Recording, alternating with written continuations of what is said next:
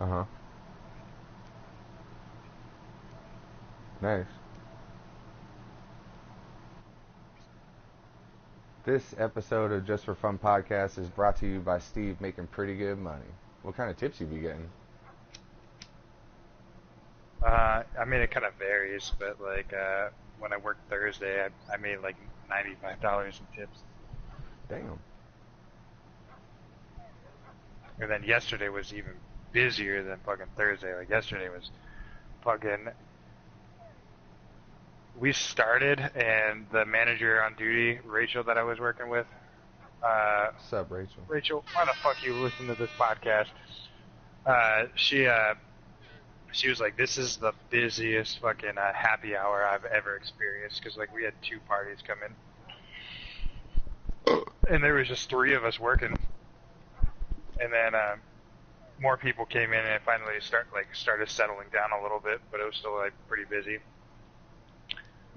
And I ended up staying an extra hour late too. I was supposed to be out at 11. I didn't get out until like midnight. Oh. And then tonight is supposed to be even busier than yesterday because we have this May the 4th Be With You event in the neighborhood. Oh my God! Today's May the 4th. May the 4th be with you too, Steve. God damn. Yeah, you should have named this Saturday Brunch Edition. May the 4th be with you. I'll rename it. Or later. you should have just renamed it to May the 4th Be With You Edition. Yeah, I'll rename it later. Anyways, yeah. So today is supposed to, our neighborhood that the bar is in has a May the 4th Be With You thing, and they like screen Star Wars in the park, like on a big projector and stuff like that. And we have like this bomb ass pizza place doing a pizza pop up shop at our restaurant. And we have like a table we have a party of 50 coming that's unrelated to the event. God damn. So there's going to be like a party of 50, then the Pizza Bruno that's doing the pop-up shop fucking also like draws in a crowd. Plus we have the fucking May the 4th Be With You event. Damn, you're So gonna make like, a motherfuckers. shit. So you're getting like, you're talking about the tips you were making, like cash tips? Yep. Damn, you're gonna make a shitload of money tonight. I probably made a shitload of money last night too, man. Oh yeah, and then so that's not even talking about all the other tips that get pulled into your check and shit. No. This is part of the tips that I guess what they do is they take the credit cash outs, and then they I don't know exactly how they do the math, but the credit cash outs they basically give me cash for that and the cash tips. Nice. So every day I get like a little bit of money. Fucking that's like perfect. Just at least be able to get a little bit of cash every day for whatever you just need to do day to day. You know what I mean? Yeah, but I gotta save it because like Well, yeah, you know how paychecks work when you're a fucking bartender or server. Is like because they haven't made me manager on duty just yet. That's the intention. Like I'll get there, but I'm only making like $5 an hour. Once I become manager on duty, I'll be making like $8 to $9 an hour. Yeah.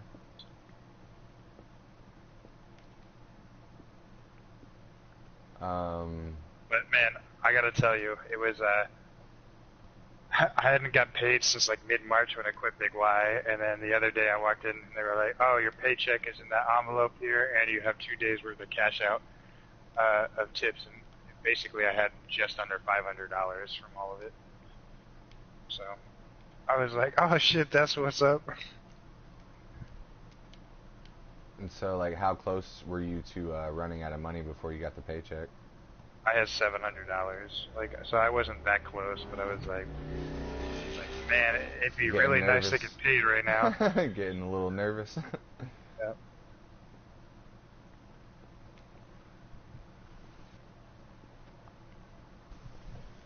I gotta fucking get paid today. I'm about to get paid today. Which is really convenient because I need to buy some weed. So I'm gonna get paid today too. And then buy some weed. Maybe. What else is up, man? Dude, not a whole lot. I have to say, like, I don't mean to keep fucking talking to you about my job so much, but like, no, that's cool. Despite the Mike did it for like an hour last night or 2 nights ago. All I want to say is, like, despite the long hours, like, I am having a good time working this job, because like, fucking the people so far have been like really cool to me. The customers, like, most of the people who come in and actually want to converse with you are like cool people that, you know, are interesting to fucking talk to. And like last night when I was busy, like fucking 3 different times we like went and took shots of like a 13% beer, like while on shift. We're like, it's busy, real quick, cheers, we're doing a good job, and like slammed like a shot of a 13% beer. And then, like, I'm allowed to, like, sip on some beers while I'm working. And then when I get out of work, generally if I'm not closing, basically, when I'm not closing, I'm entitled to 2 free shifties. So, like, I get 2 free beers when I'm done. Like, I can get them when I'm closing, too, but I just have to, like, get them before we start cleaning everything up. So. See, you guys joke about me being made of beer. Like, if you had to eat me, I'd be made of beer. But you're like, you're not as fat as me, but you're like literally made of beer. Like, you're gonna be made of beer like a motherfucker. Just nah, be man, like skinny made of beer. I really don't drink that much though. It's like volume wise. Oh yeah, that's true. I have a beer to review for you whenever you want to. Word up. I invited you, by the way. Oh, shit.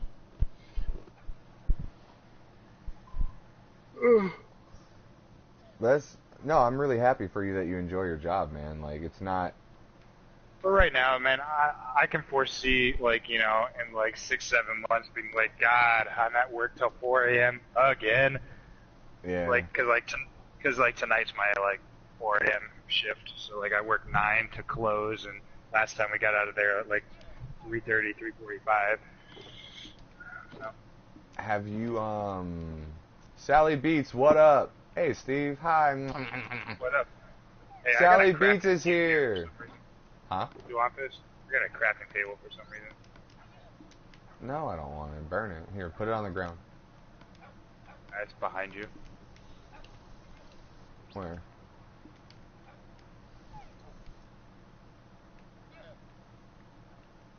Oh, shit. I picked it up. God damn it.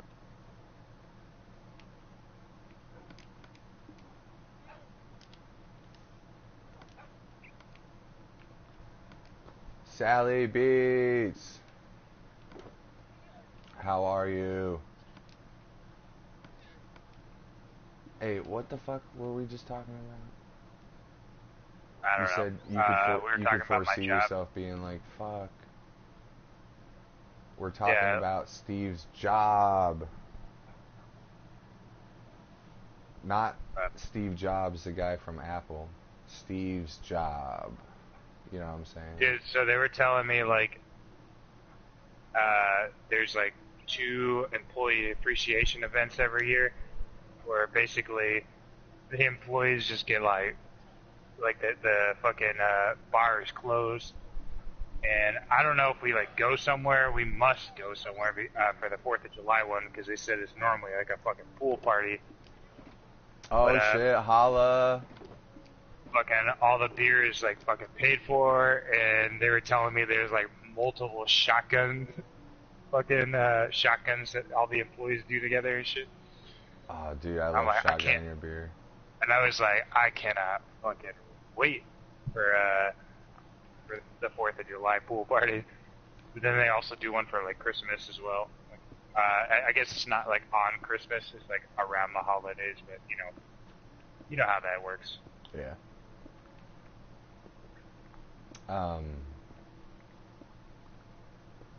I want to fucking shotgun a beer with you. Have we ever shotgunned a beer with you? We must have. Yeah, many times. Like poking the hole in the fucking can? Yeah, many times. Oh, I'm sure we fucking did it when you came here. Yeah, we did, and your mom was pissed off, and we had like 16-ounce fucking Bud ice cans. Nice. There we go. I remember. Money Mike was there too. What's up, Money Mike? I need to call that guy later. Yeah,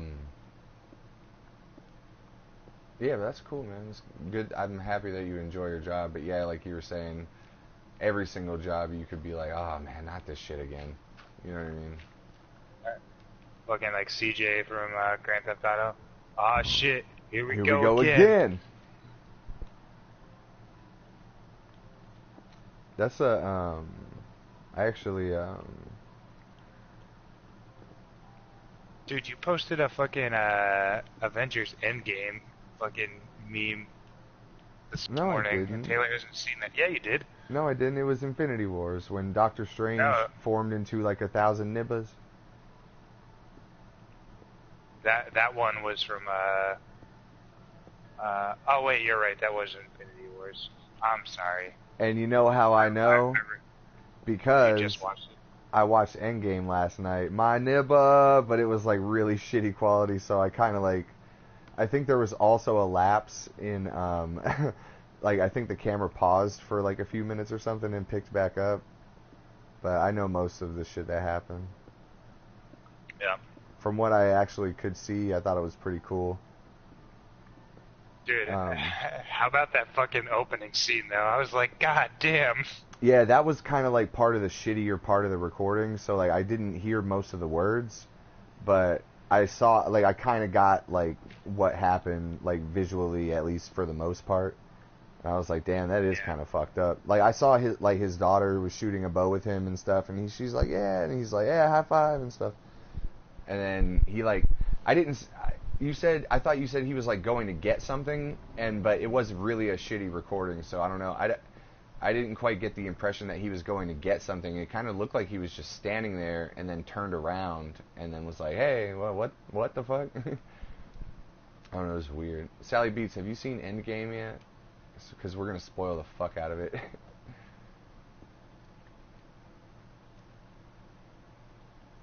You know what I mean? But like, yeah, I thought it was pretty fucked up. This is the May the 4th be with you edition. We're going to spoil the fuck out of Endgame.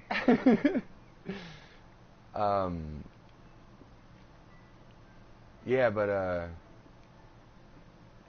I thought it was pretty fucking cool. Like I kind of got the gist of how they like found Thanos and shit. They were like, we found the thing of energy over in this planet, blah blah blah. And like that's where he must be, so they all go and kill him and shit. Yeah, isn't it crazy though that the Thanos that they end up fucking fighting in this movie is the Thanos from the past though? Yeah, and like because Jay and Mike told me that that's what happened. I think maybe you did also. I'm not sure, but they didn't really tell me why it happened. Like the what's that fucking chick's name? Nebula. Yeah, well, I never got there. I was like trying to tell you like in depth, and then Taylor popped in that night, which is fine. It was fucking cool to talk to Taylor, but fucking Taylor. Why the fuck do you listen to this? It was really cool how like, oh, there's two nebulas and they're like interconnected because she's like a sophisticated machine. I was like, oh shit, that's actually a really clever way to fucking tie that in together, you know? No, okay. Before I forget, a very specific network or whatever, and then when the two networks were in proximity of each other, they started fucking with each other. Yeah, I'm gonna forget this if I don't say it. So I think there might have been a pause in the recording because when they were in 2012 and they stole the Tesseract, it fell out of the case and Loki grabbed it and like went through a portal. Disappeared.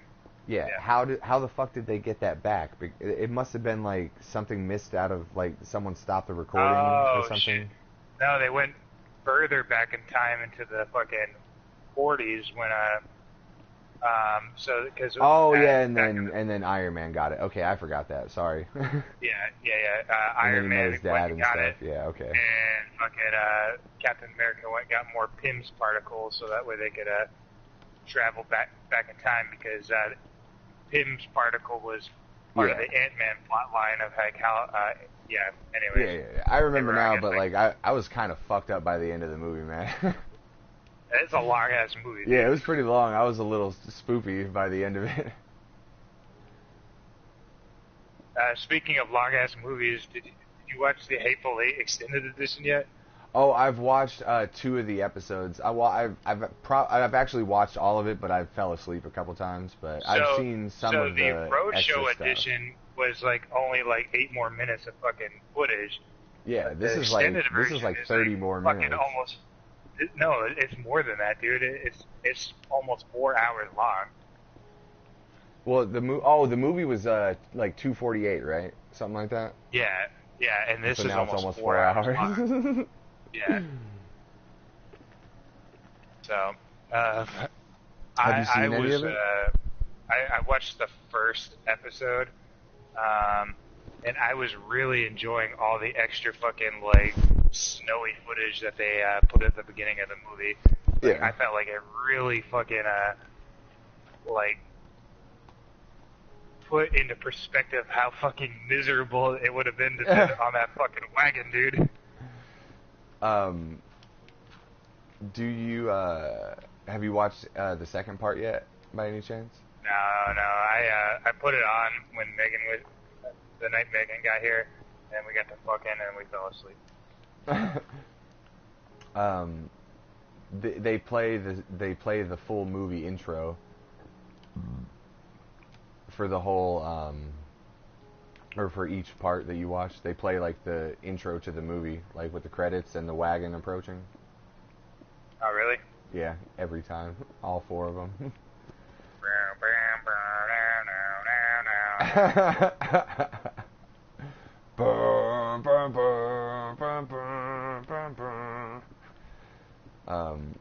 But yeah, I noticed. I watched. I was awake for the 3rd and the 4th episodes, and I noticed like a bunch of cool shit that wasn't in like just the regular theatrical release. You know what I mean? Yeah. Like someone. Actually, I don't even think I made it all the way through the first episode. Like, yeah. I remember Samuel Jackson showing Kurt Russell his fucking Lincoln letter, and I think that's still in the first episode. Yeah, that's like, yeah. So that's where I got to. So I have to continue watching it. Yeah, it's like pretty cool to see all the shit, but like, I still know what happened. Like, it looks like more. You know what? It might be because like I don't think I've watched that movie since I got a better TV, but it might. It seems like it's slightly higher definition also. Like, it looks really fucking good, very detailed. Nah, it's not any higher definition. It's still the fucking same old film cameras, dude. It's just your TV. Yeah, it must be my TV. Because fucking Quentin Tarantino doesn't fucking film in high def, dude. He uses old school 70 millimeter. Yeah, that was Panavision 70. Is that fucking. They have that old school ass Panavision logo in the credits, in the opening credits. Yeah, like that shit fucking is dope, man. Quentin Tarantino actually has a cutting room. Like, they have to physically go and fucking cut film like the way they used to for his fucking movies. That's where the phrase "it was left on the cutting room floor" came from. Yep. Like, there was supposed to be this scene, but it was on we left it on the cutting room floor. Did you hear that after Once Upon a Time in Hollywood comes out, he's going to release Django Unchained director's cut? Oh, shit. That's what I said. I was like, oh, what the fuck? Oh, dude, what's that going to be like? We're going to have to go through the first film and do an N-word counter, and then no. How many more N-words are in the film? Steve, we're going to let BuzzFeed do that for us, okay? And then we'll just read about it. You got the joke, though. I know, of course. Yeah. Django Unchained Director's Cut, now with more N-word. I bet you that there's at least 5% more N-word. What do you think? No, I'm being serious. Like, there's probably like 5% more N-word, right? Or maybe 2.5%. At least 5%. Because I think it said their N-word more than 400 times. Am I wrong? Oh no, let me fucking Google this shit. We need to figure this out right now. I normally would let the internet tell me this, but I'm gonna ask the internet this. Let me see here. Django Unchained N word count. Yes, Google did it for me. Let's see here. How many times is the N word used in where's the number? It's used 109 times. So let's just round it off at 110. So if there was a 5% increase, then there would be like 115 N-words in the supercut. You know what I mean? So do you think that would be 5% or maybe like 10% more? Man, like I'm saying I bet you there's probably like it's up to like 130 now or some shit like that. 130. So that would be like. Well, depending, it really depends on fucking how many more minutes get added. Yeah, that's true, but I mean, like 130, that would be like a 21% increase on the N-word count. You know what I mean? Like, do you think he would push it that far? You know what I mean? Like, it's not 120%. I said like. No. I'm not saying 130 more. I'm saying like. Yeah. 100. I'm saying that it's going from 110 to 130. Right. So that would be like that's 20 more than that. So that would be like 20, almost a 20% increase. Like 10% would be like 11, and 20% would be like 22. So that's pretty close. Like, so like a 19 to 20% increase on the N-word. Like, do you think he would push it that far? Yeah, absolutely. Just to rub it in everybody's face. I wonder how many times the N-word's going to be in Once Upon a Time in Hollywood. Remember when... is Samuel Jackson even in Once Upon a Time in Hollywood? I hope so. If so, I haven't heard about it. But I'm trying to, like... I mean, I've seen a couple of pictures of stills of the movie, like, on set and stuff, but I'm trying not to know anything about... I mean, obviously, I know it's around the time where Sharon Tate got murdered by the Manson cult, but... Well, I don't even need to go to bed. What am I doing? But other than that, I'm trying to, like, not pay attention to anything about the movie until I see it, you know? I know, I think they said Bruce Dern is in it. I think... Is Walton Goggins in it? I don't know. Michael Madsen is supposed to have a small part in it. And Tim Roth, I believe, is supposed to have a part in it. I do not know about Sam Jackson, though. This would be like the first film that he hasn't been in, right? Oh no, Sam Jackson wasn't. It says right here, Samuel Jackson won't be in Tarantino's Once Upon a Time in Hollywood. What? Oh man. Well, spoiler alert, ladies and gentlemen, you heard it here first. Boycott the movie. If we don't see Sam Jackson, we riot. Did I tell you? There was like a kind of popular meme going around on Dank Memes, like, remember everyone, if we don't see the Thanos copter in Endgame, we riot! No, Sam Jackson wasn't in, he wasn't in Reservoir Dogs, and he wasn't in Kill Bill 1, and he also was not in, Death Proof. Gotcha. But I think he's been in every other single one, because he was a narrator in Inglourious Bastards, and he was also, and he played the piano in Kill Bill 2. Kill Bill 2, yeah. Yeah, he wasn't in number 1 though. And he also wasn't in Death Proof or Reservoir Dogs. But yeah, he's been in every other one. I mean, he's been, like, almost every time he's in a Tarantino movie, he's, like, the titular character, you know what I mean? Like, he plays a major role in the story pretty much every time he's in, you know? I bet you if Quentin Tarantino actually sticks to his plan of his next movie being his last movie, Sam Jackson will have some kind of part in there. Oh, hell yeah. Fucking, you can't have your last film and not include your homie. Hell yeah.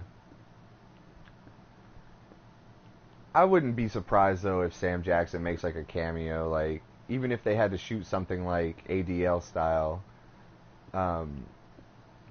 maybe just, like, a small cameo, like, walking by in the street or some shit like that, you know what I mean? Yeah. I wouldn't be surprised if he's in there. But... this motherfucker, like, someone bumps in the street. Check this out. So they were talking about Tarantino maybe doing a Star Trek movie, and I was like, that would be dope. But what if he did a Star Trek movie for his 10th movie, and Sam Jackson was the dude with the fucked up forehead, man? That shit would be so dope. Remember that dude with the fucking crazy forehead? Oh man, that shit would be fucking funny. Yeah. Oh shit, Mike's here. What a piece of shit. Get back to work, you fucking piece of shit. Mike's at work. Hold on, Mike's commenting. He's at work on Twitch right now. What a piece of shit. I don't give a fuck. I'm trying to have a conversation with you. Mike, we're trying to have a conversation here. Shut the fuck up. Go to work. What if Quentin Tarantino's last film was a fucking Star Wars origin film, but it was Mace Windu?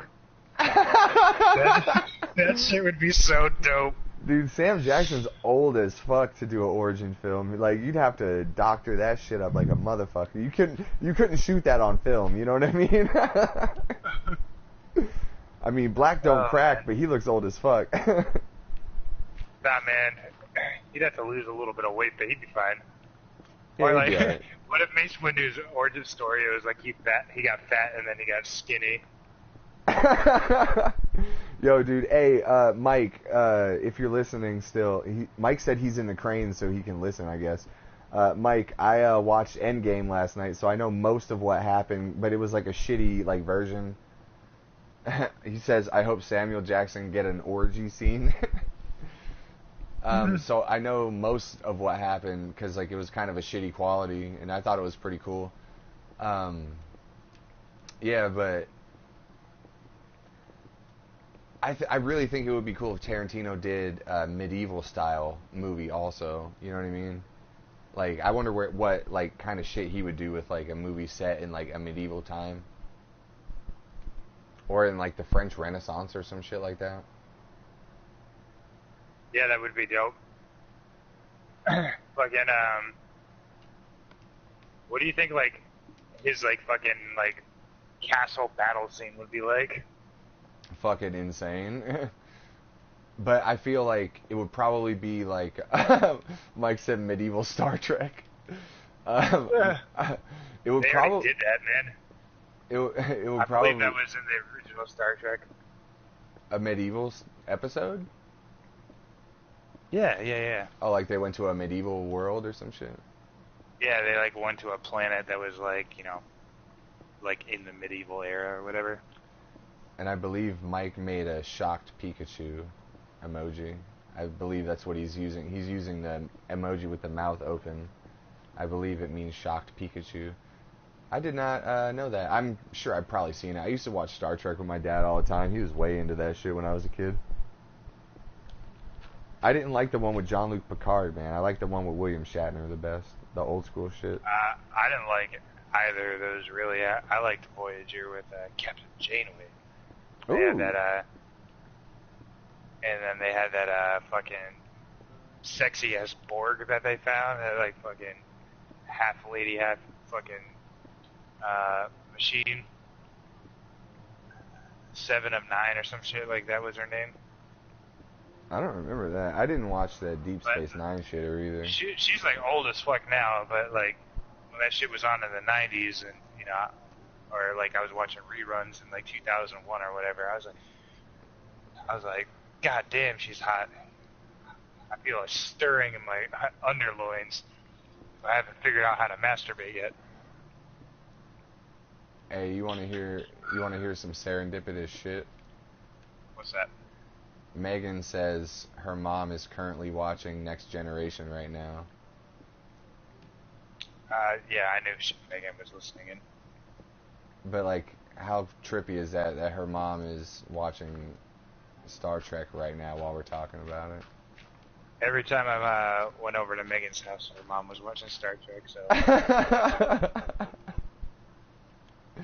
That's pretty fucking trippy.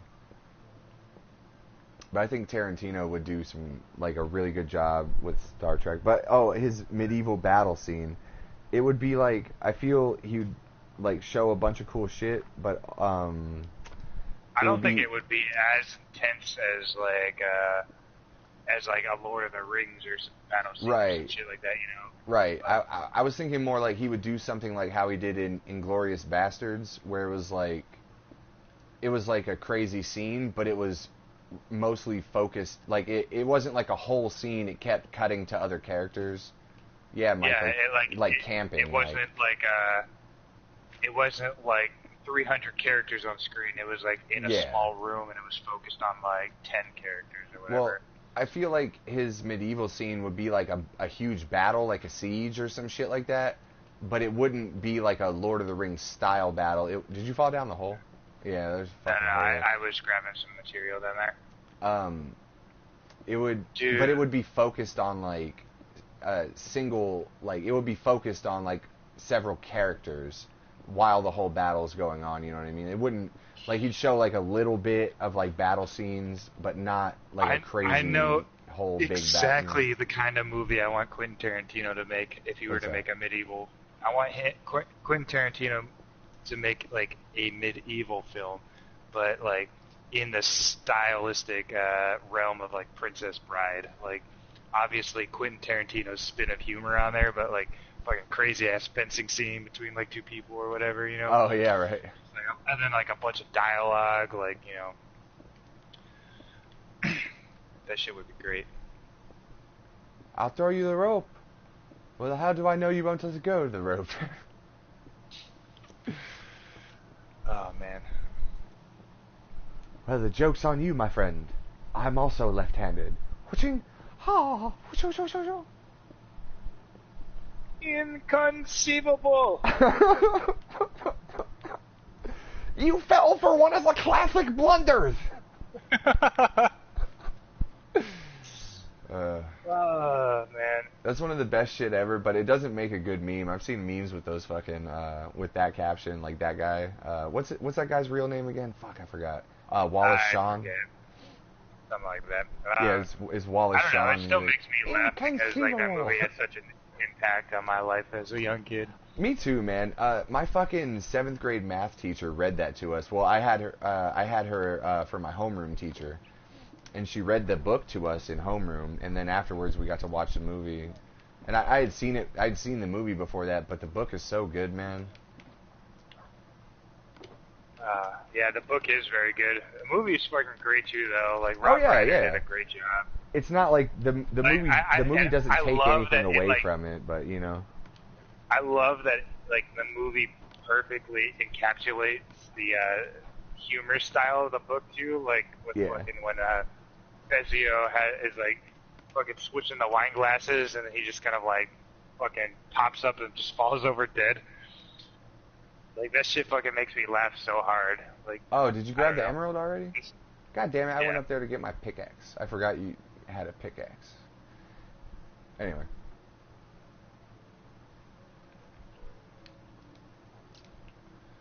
I think my favorite character is Inigo Montoya. He's a bad motherfucker. Sure, man. You killed my father. Prepare to die. Stop saying that! My name is Inigo Montoya.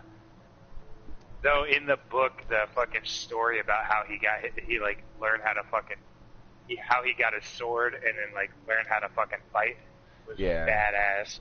I do not remember the details of it, but I remember that it was badass. Yeah, man, he was just like a fucking vengeful like 8-year-old or something like that. Just like, I'm gonna kill this 6-handed motherfucker. He was like fucking learning how to fucking like weld or blacksmith a sword and fucking like learn how to fight with it. Wasn't he like destitute for a while and like some sword master took him in or something like that? Yep. Yep. Yeah. It's a fucking good story, dude. Shouts out to The Princess Bride, man. I think they may have taken that back off Netflix because I know it was on my list and I've scrolled through there. I don't remember they took it back off. God damn it. But my roommate Sean has got that Kodi system and he's got it downloaded on there. So once Megan gets down here, we gotta watch that shit. Megan, have you ever seen The Princess Bride? It's fucking great. Dude, that's like one of her fucking favorite movies. I feel like that's one of everyone's favorite movies unless they haven't seen it. It's definitely one of those movies that if you try to show someone later in life, like, you know, like, a lot of people haven't seen the Goonies growing up or some shit like that, and you're like, all right, well, you're 28 years old now, here, watch the Goonies. And like, what the fuck is this shit? And I'm like, okay, well, it just doesn't connect if you didn't see it, unless you saw it early in life, you know? We gotta turn them, like, back into little kid Ant-Man, and so they can watch it then. You remember that shit? Basically. That shit was pretty funny to me. They fucking turn Ant-Man to old ass motherfucker and a little baby and little kid and shit.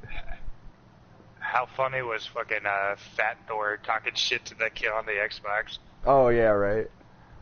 Dude, that shit had me laughing so hard. He's like, I am the god of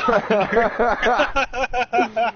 he fucking hands the headset back to him. He's like, let me know if he messes with you again, brother, or whatever he said. You know what I mean? Yeah. I thought that was pretty funny, man.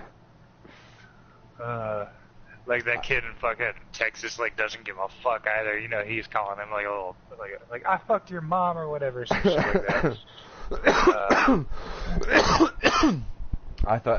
What I thought was a pretty fucking funny part was where they're in the cafe and those kids come up for a picture with the Hulk, and then Aunt Nibba's like, hey, you want a picture with me? I'm Aunt Nibba. And they're like, well, and he's like, and the Hulk's like, take the picture, man. Like, dude, and he's like, no. And then Ant-Man ends up saying, what does he say? Like, take the frickin' phone or take the fucking phone or something? I thought that was pretty funny. Yeah, like, they have no fucking idea who he is. Yeah. And he's like, it's okay. And he's like, oh, just take the picture. And he's like, no, it's good. And he's like, come on, just take the picture. Meanwhile, I'm about to save the fucking world and shit. Yeah, I enjoyed that movie though. Yeah, man, it was good. The battle at the end definitely was really gonna cool. rewatch it again once it comes out. Oh yeah. I'll watch it again. Like so I can figure out every fucking thing that went on. Oh, I thought it was pretty cool how Captain America had to fight himself. Oh yeah. He's like, God damn it, this guy, because it was, of course, when Captain America was like, fucking Justice Warrior, like Before Captain he America was truly woke. Yeah, Captain America truly woke has like a gray moral ground now. Back then, it was everything was white and black for him, you know. Fucking, yeah, I thought that was cool. I thought it was cool how the Hulk had to get the time stone too. How he had to like talk to that lady. She was like, "All right, I guess." But oh, here's something else I missed. Did they send the stones back in time? What do you mean? Like, remember they were like supposed to get them back? No. Did they? Captain America brought them back at the end of the movie. Oh yeah, and he's an old ass nigga. Okay, yeah. Because he ended up staying behind, which probably fucked up the timeline, but... Right. Marvel's doing another movie. It's supposed to come out next year, I think it said, about... what is it called? Like, The Despicables or some shit like that? Or like... The Eternals? Yeah, The Eternals. They're supposed to make a movie about them. What's that all about? So I haven't heard about that. So, I guess Thanos is an Eternal, and, fucking Peter Quill's father, Kurt Russell, Guardians of the Galaxy 2, you know how he was like a planet or whatever? Yeah. Yeah, he's an Eternal as well. So I guess it's like talking about that race of, I don't know. I don't really know. Is that I feel Thanos' like dad, do you think? no, but I feel like they're diving real deep into the fucking Marvel mythology now, which is cool because it's all fan service and shit. And I'll still watch it as long as the movies are good. But they're just like milking it, kind of. No, I don't think they're milking it. I think there's a difference between milking it and doing fan services. Cause right now, you can't make a movie you can't make that Eternals movie without doing a fan service, like doing what the fans want, because otherwise you're not going to sell tickets. If you pander to a general audience, they're not going to give a fuck because it's not Captain America, it's not Iron Man, it's not the Hulk, you know. Like they need to like really rein in the script for like the fans, if you get what I'm saying. Yeah. So what I'm saying is, like, I don't think they're milking it. I think that they're just, like, giving fans what they want, like, in terms of fan service, which is cool because we never lived in a time where, like, big blockbuster films were getting made as fan services. We were all, like, up until now, every film was always made. Like, the problem with, like, early 2000s superhero movies is they pandered too much to a general audience, and it pissed off like the loyal fans who wanted to buy tickets to see this shit, you know. Yeah, it's really cool how like you can make like really high quality films about the stories that people have enjoyed since like the 60s and 70s. You know what I mean? Yeah. Like there were even more before that, but like I don't know. I didn't grow up with it. I was never into it really as a kid. I mean, I liked Batman as a kid. You know, every kid likes Batman for a little while, but like. Yeah. Oh shit! Hey, let's go to bed. I almost died. You good? Let's hope. Yeah, I'm gonna just put a bed down here if I can, though. Okay, I'm running up to the bed. But yeah, it is. I mean, I don't appreciate it as much as those people, but I do think it's cool that like all those people, like people in like their 40s right now that grew up with that in the 70s and 80s, are like, it's cool that they can finally make films about it. It's just that I'm not interested in it, but I do enjoy those movies, like some of them. Like some of them, like, okay, whatever, that was like kind of cool, but I liked Infinity War, I liked Endgame, like what I actually saw of it. I'll watch it again and check it out. I'm sure I'll enjoy it again. Yeah, I think they're fun. I was never really into Marvel that much growing up. I was more of a Batman kid, and you know, like I had the comics, and like I also like read the fucking Gargoyles comics and shit like that. I was. Oh, dude, I remember those. The Marvel movies, like, are a lot of fun, and they're good watches for film. I just love how we've gotten to a point in society where like they're starting to realize like film industries is like, obviously we can make X amount of movies every year and we'll sell, like, unless it's like super bad, we're going to sell tickets and basically recover our income on a film, you know. Yeah, for the most part. Shit. And they're realizing that like fucking you can make a film for like just the fans of a certain topic, and it can be a huge blockbuster success. Right. Because like, you know, because the general audience will also go see it, because if it's a good quality film, then yeah, people will go see it, and then it also makes the fans feel good about like keeping true to the story, you know what I mean? Yeah. And I think, and like one of my main examples for this was that animated movie, Spider-Man Enter the Spider-Verse.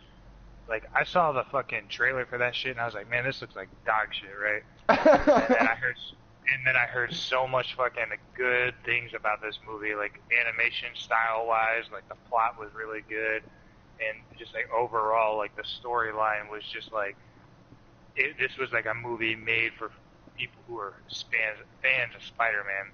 And I was never a huge like Spider-Man fan. Like I'm still not. I think it's like cool. It's like a fun idea, you know. And like I'll like watch some shit about it if it's like good. But I'm not like walking around with like a Spider-Man like fucking shirt or backpack or some shit, you know, like that. Like I don't like care Justin. That much. Like Justin. And I don't know. Is Justin like that? Yeah. But anyways, my sister told me. My sister told me to watch that movie, and I watched it, and that shit was 100% a fucking fan service for people who are really into the fucking story plot lines of fucking Spider-Man, because it was like all about like the multiverse that Spider-Man has and shit like that, like the alternate dimensions of Spider-Man, and it's like yeah, I know nothing about that stuff. And it was a cool fucking film, dude, because you could tell like.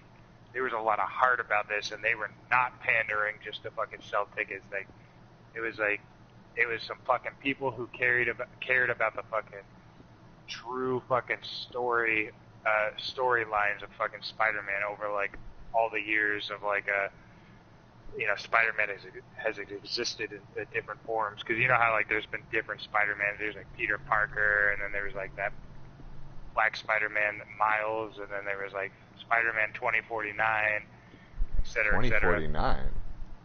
Yeah, there's like a like a future Spider-Man. Like it was like a comic book series that was run for a little while. Spider-Man 2049, like Spider-Man in the future. Huh. I mean, yeah, I know that there were different Spider-Mans. I didn't know about the 2049 one. Yeah. Anyways. Well, I mean, that's cool that they're staying true to, like, what the real story is, you know what I mean? But my point is that movie was a huge commercial success, and it was purely a fucking fan service.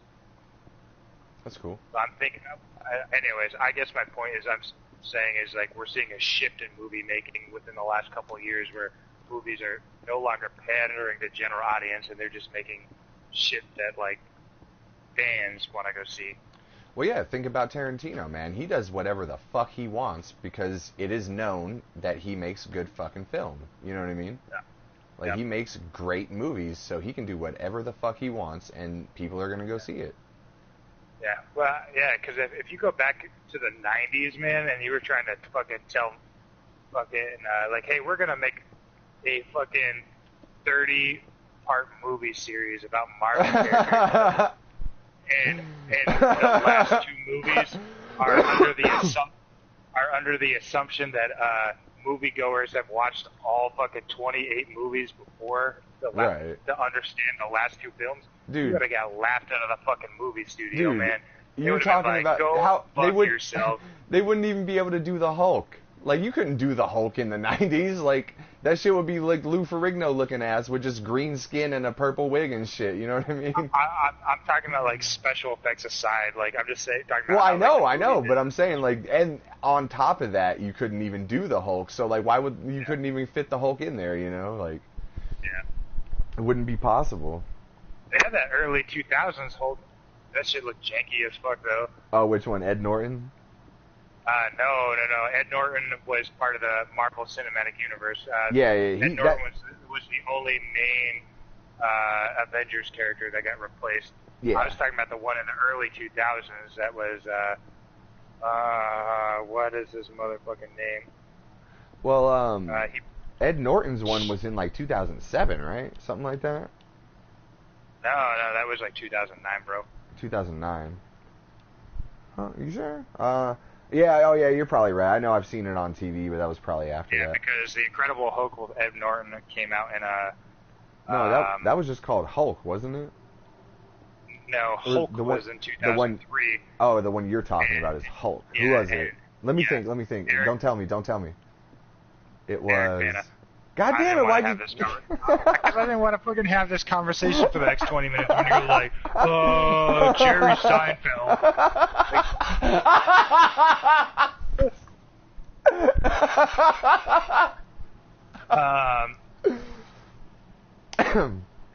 But anyways, the Incredible Hulk that came out in like 2009 or whatever it was, it came out after Iron Man 1. Yeah, because that's when... Iron Man 1 was in 2008. Yeah, that's when Nick Fury at the end came to the General Nibba and was like, "We're putting together a team." Yep. Bum bum bum.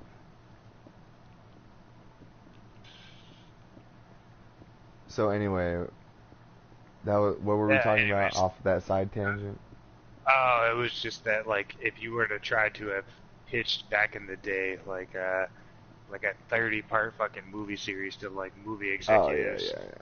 Back in the day when they pandered more to general audience, they would have told you to go fuck yourself, but what now do you think they're going to do next? Now they see that those tickets sell, and, you know, they're starting to, like, make true stories that fans want to see rather than, like, dumbing shit down. I don't know what they're going to do next, man. I'm really interested. Apparently so Avengers Endgame is not the end of phase 3 of the Marvel series. Spider-Man Far From Home, which comes out in July, is the true end of phase 3 before phase 4 kicks off. And damn, they got their shit down to phases, man. Damn.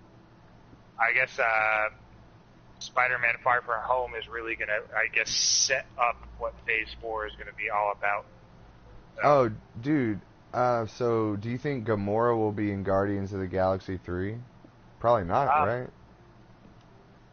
Well, her character, like, escaped. They don't know where she is. Like, Gamora from the past is in the future now. She went to the future too? Yeah.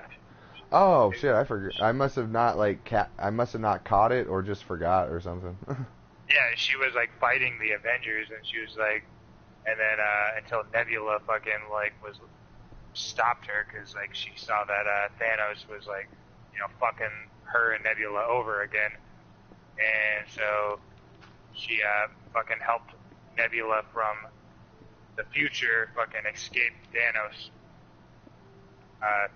grasp, and then she like introduced him to the fucking Guardians of the Galaxy, and she's like, I was in love with this fucking dude. And yeah. She meets Peter Quill. No, I remember that, but like I don't remember that she stayed. She stayed in the future. She like escaped, but she's not with the Guardians of the Galaxy right now. Okay. So I'm assuming the next film is about them finding her and fucking, you know, convincing her to fucking like stay with them again or some kind of bullshit. Like I don't know how they're gonna work that into the plot. What I'm more interested to see is where this fucking Thor hanging out with the Guardians of the Galaxy is gonna go, because apparently in the comics the Guardians of the Galaxy was a fucking plot line for a little while. It wasn't the Guardians of the Galaxy with Thor. Like, there was a whole group called the Guardians of the Galaxy, but they made a joke about it at the end when they were, like, talking about, like, who was really in charge of the ship. Peter Quill was like, I'm in charge. And Thor's like, yeah, you are. We'll call ourselves the Guardians of the Galaxy. Whatever. Yeah, I remember that part. As he's, like, rolling his eyes or whatever. Yeah. But anyways, I'm interested to see where that goes.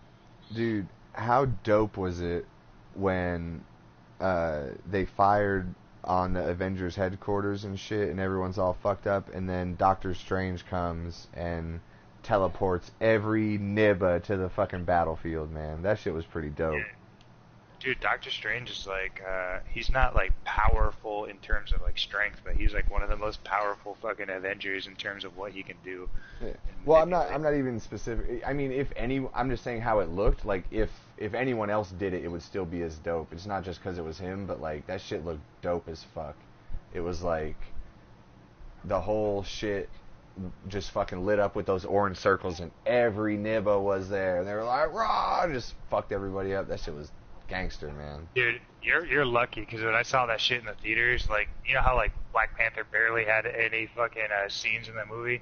Yeah. Fucking alright, so this has nothing to do with the Black Panther. This is just the fact that I hate when fucking people applaud and...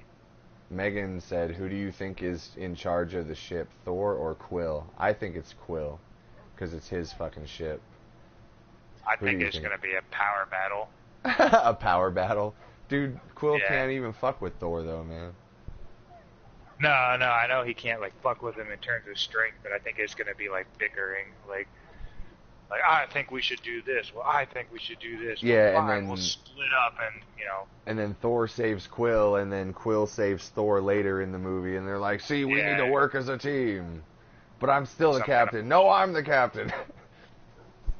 Well, wasn't it in the movie, in the Guardians of the Galaxy, wasn't it like Quill and Rocket were fighting over who's like the pilot and who's the captain and shit like that? Yeah. I think that's just kind of like an ongoing like plot line in terms of like fucking like the kitsch of the movie for humor, you know? Yeah. Thor will belly bounce Quill out. That's funny. What was I gonna say? Oh, so I was saying, like, I fucking hate when people applaud in movies, like, woo, clapping, like, I'm trying to watch a fucking movie, shut the fuck up. Oh, dude, that was in the recording that that was in the recording of the movie that I was watching. When Black Panther came out of the fucking, his little portal, everyone fucking started applauding. Like, specifically just for him? Yeah. Like, basically, dude, Doctor Strange showed up. This is a fucking political thing, man.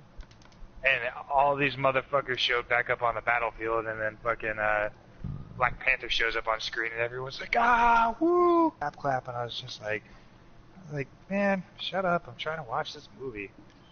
Wasn't Captain Marvel a fucking, like, huge deal to, like, feminists and shit? Like, it was like a fucking political thing, like a movie with a female superhero as the lead. Well, that's like right now everyone's making a big deal that like Scarlett Johansson is, I don't know if she's directing or if she's producing the Black Widow film. Right, but she died in the fucking movie. Oh no! This is apparently the Black Widow film was most like, they said it's going to be like a prequel before Infinity Wars, right? But what it's going to do is certain events that are key in this movie are going to set up something later for Phase 4 movies. You get what I'm saying? So they're like going back in time to show you an event that is going to like make you understand what the events in Phase 4 are going to lead to. I feel like, man, I enjoyed these, like, a couple of these movies, but, like, I'm not, like, a fanboy or anything, so it doesn't really sway. I can't really say that care what happens. No, hold on. I'm trying to get to a... No, that's not what I mean. No, that's not what I mean. I'm trying to get to a different point. So what I'm saying is I'm not invested in it, but the feeling that I have... So I don't care either way, you know what I mean? It's not going to affect my life, but I would enjoy watching them. But I feel like they're going to end up getting, like, Dragon Ball Z. You know how Dragon Ball Z was really good for, like, the first couple sagas? And then people just started, they have so much power, and then, oh, now there's Super Saiyan 3. Well, now there's Super Saiyan 4. Like, how much crazier can you get than Thanos wiping out half of the universe, you know what I mean? Are they going to find someone that wipes out 3/4 of the universe, you know what I'm saying? Like, how... I think it'll just be, like, different things. Like, there's plenty of fucking... Dude, there's so many storylines. Like, you have to think, like, the Avengers have been, like, and, like, all these Marvel characters have stories spanning all the way back to, like, the fucking 40s when Stan Lee, yeah, fucking was, like, in the military writing about this shit, like, fucking... So they have plenty of material to talk about. And it doesn't need to be the universe at stake every time, you know?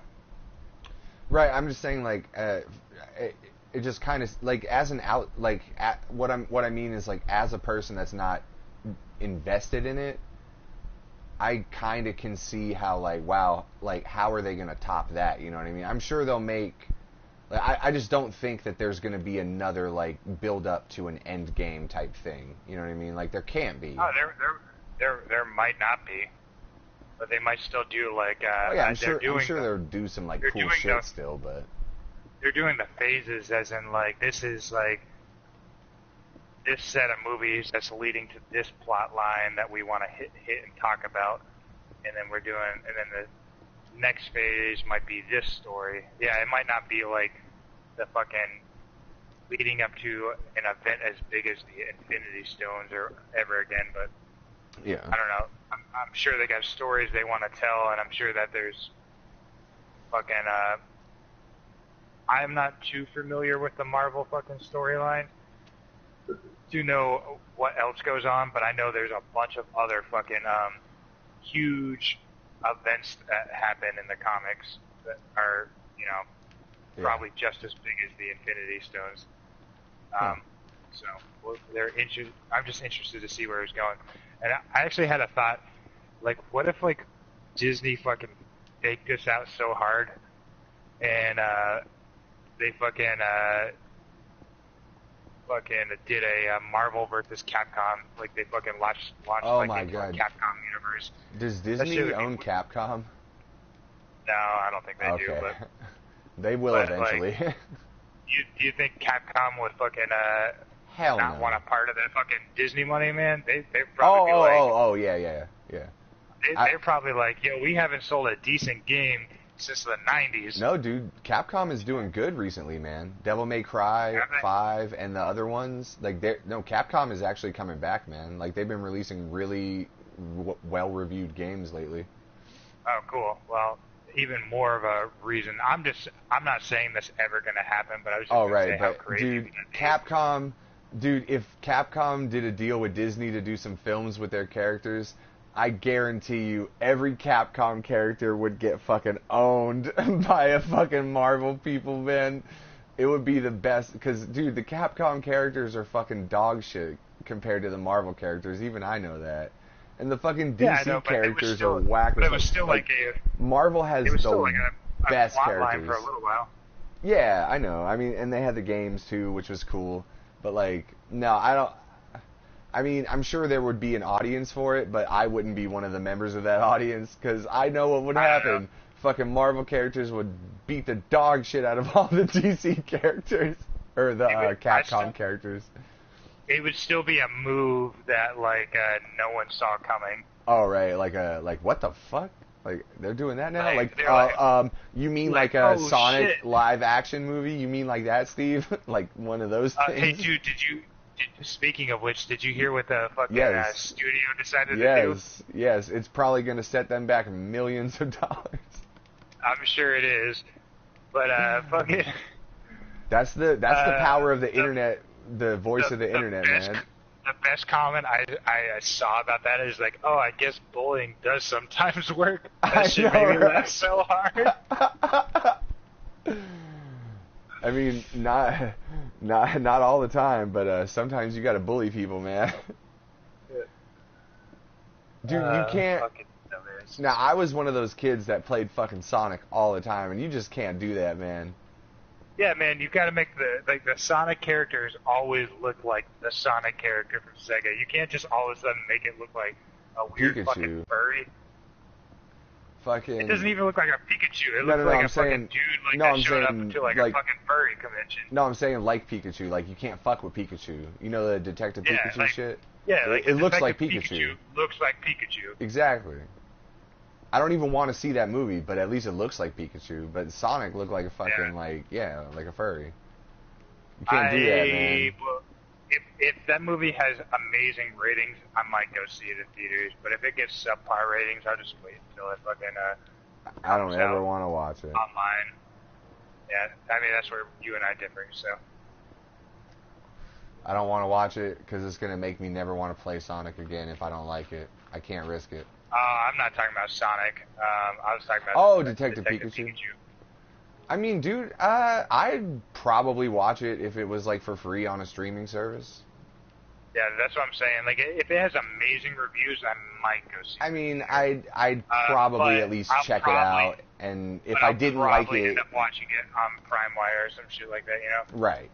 But I'd definitely probably check it out for free. But if I wouldn't force myself to watch it. Like, if I didn't like it in the first 10, 20 minutes, I'd probably turn it off. You know what I mean? Like, if I didn't like it. Yeah.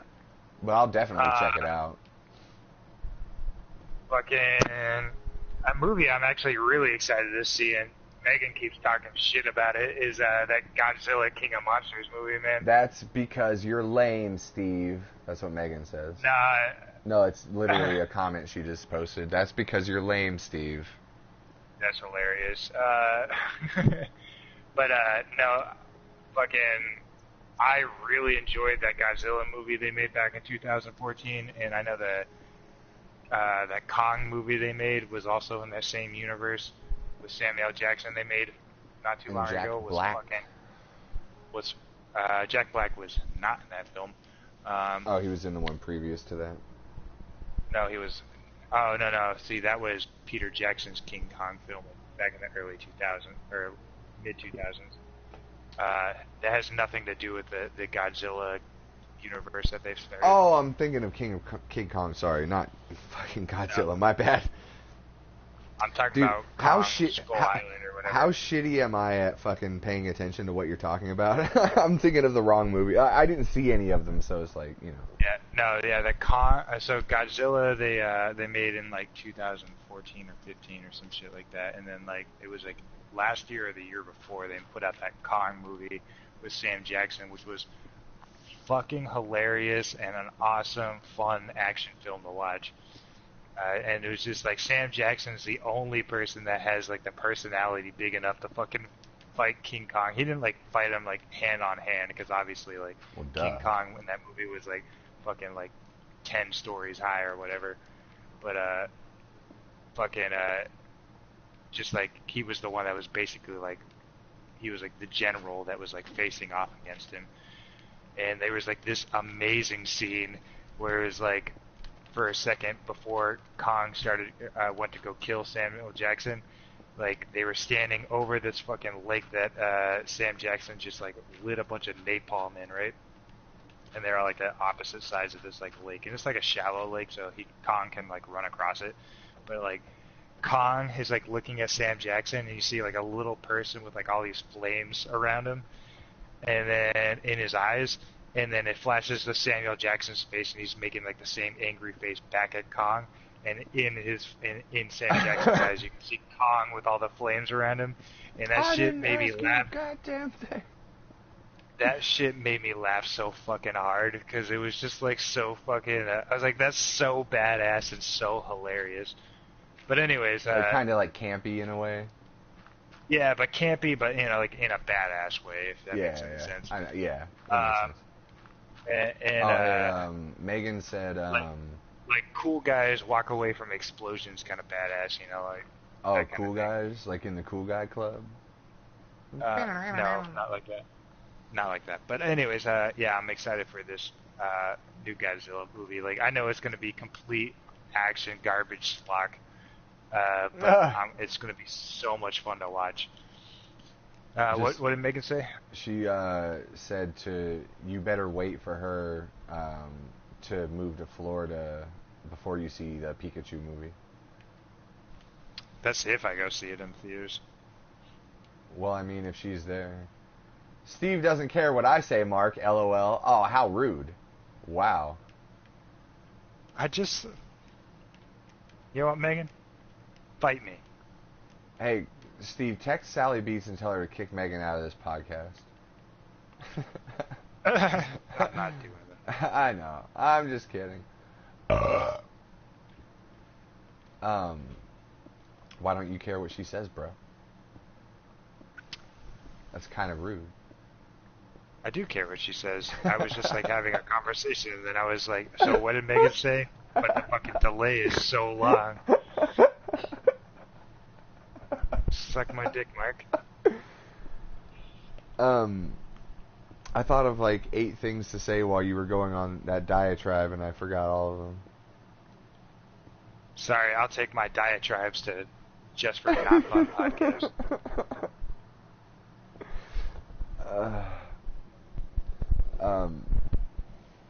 Let's see here.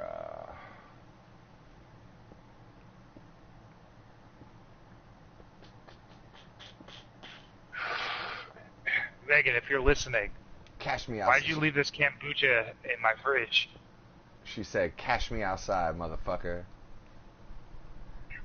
Megan went and bought some spent like $10 on kombucha before she left. Didn't open one and just left it in my mini fridge in my room. Like, I'm not sure if she's like trying to drop hints. Yeah. She's like, probiotics. You need some probiotics in your life, homie. I'm just gonna buy some and leave them here.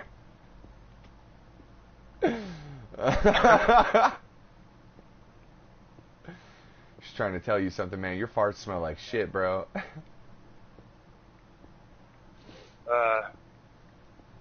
Dude, the fucking thing that sucks about like working like so late is I get home from the bar like so goddamn late at night and I'm so hungry.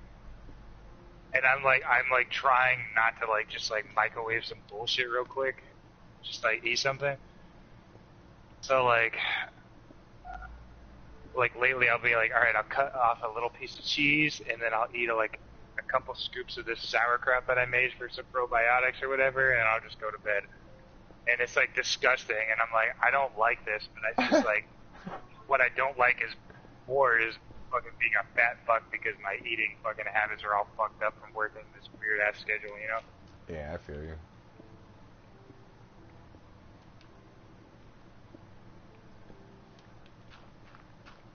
Did she get back to you about that fucking kombucha? She said it's not kombucha, it's kombucha. Jeez. And oh, my bad. Why'd you leave some calm kombucha in my fridge? That's what she said. No, that's literally what she said. That's what she said. I agree with her. It's kombucha, you uncultured swine. Blow it out your ass. Oh, fuck. I was going to tell you something that Mike and I talked about yesterday, but I forget what it was.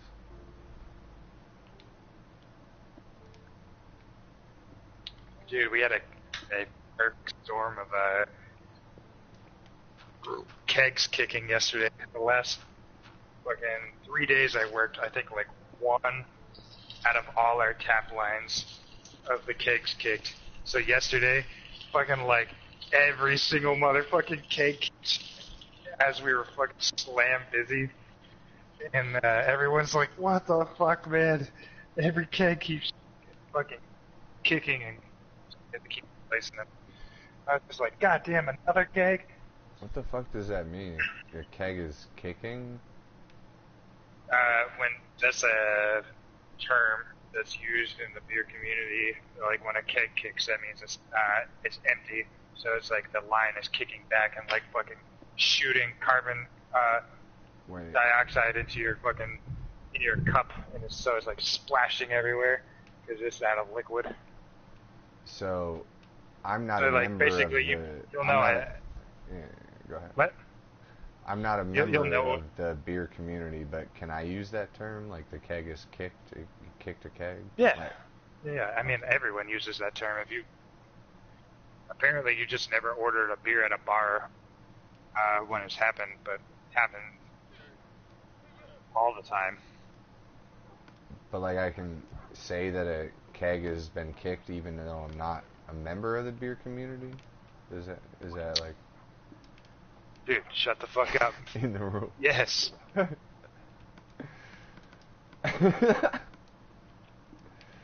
Oh man, I missed you.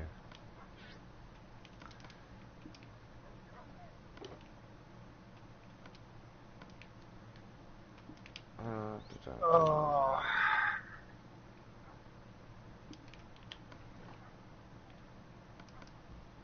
I guess I should make some pickaxes, huh?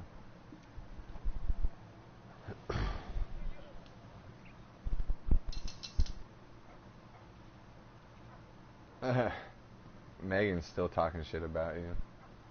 Karina and I bought it and just didn't drink it. You don't deserve to drink it if you can't say it right. It's not kombucha.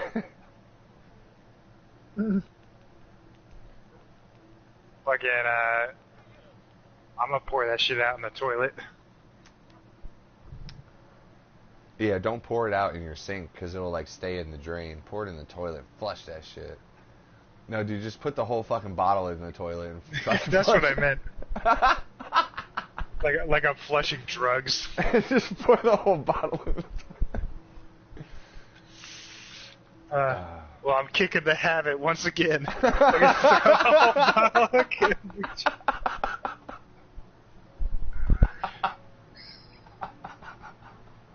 Alright,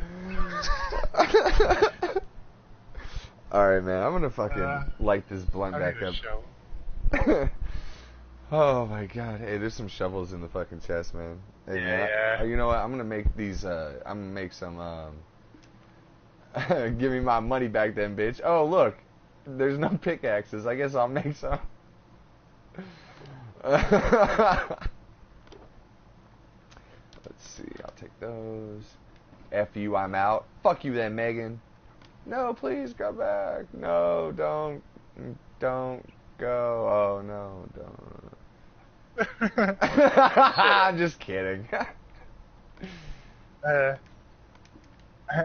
I knew you were kidding, but, like, she doesn't know you that well, so she's probably like, fine, fuck you. Oh, no, don't go. Shit. Oh, yeah, okay, pickaxes. Sorry, man, I'm a little spoopy. Anyways, it'd be nice to put some beer in my fridge, but I got all this camp. Oh, did I tell you she said, give me my money back then, bitch? Yeah, you did. Oh, sorry. Okay. Fucking throw her money in the toilet with the kombucha bottle and flush. Dude, how fucking good is that song Headhunter? It's still stuck in my head weeks later. Dude, so good. I saw them play it live last Sunday. Yeah, man. What does John Mess do for, like, the second half of the song? Because he's just, like, not really saying anything. Does he just dance around and stuff? Nah, man, he fucking does backup vocals. I've told you this. You're like, oh, I wish John Mess would do more, but he, like, fucking does singing backup vocals for Tillian all the time. Oh, just he like he hardly ever is just standing on the stage doing nothing. Oh, yeah, I mean, I haven't really checked them out live anyway.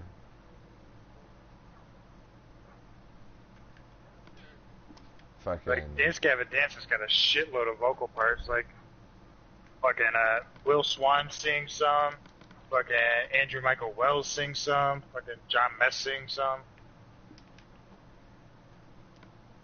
I wish they would do that on the fucking songs, like on the studio recordings. They do. They're all in there, bro.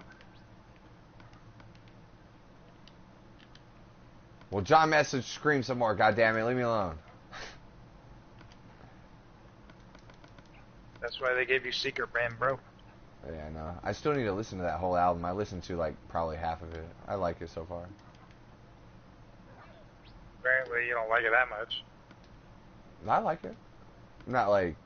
Dude, I don't even really like music that much anymore. I don't really listen to music a lot.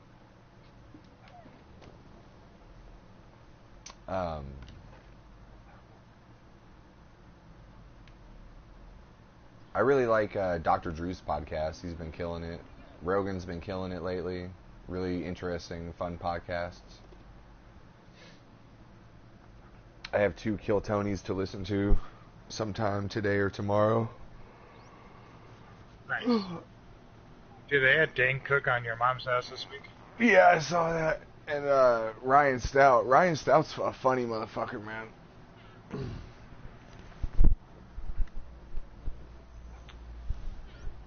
Okay, so I made my pickaxes. I can smoke a little bit of my blunt now and think of something to talk about. Bro, how trippy are flowers, man? It's just like, you know, oh man, there's like... They just grow out of the ground, just like some grass there, man, and then like something comes out that's like not grass. It's all like really like, you know, different than grass. It's all like beautiful and stuff. And it looks sort of like grass, but not grass. And then it's like, oh, flower. Oh shit, man! Oh, Chaw, dude. You need any more pickaxes or whatever? No, I have enough for right now. Okay. If you want to put some in the chest, that'd be cool. I just put like 30 of them in there.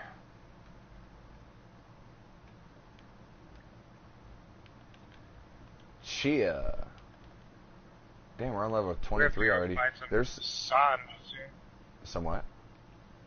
Have to go find a grip of gravel or sand soon for all this Yeah, lava that's there's coming some lava down there.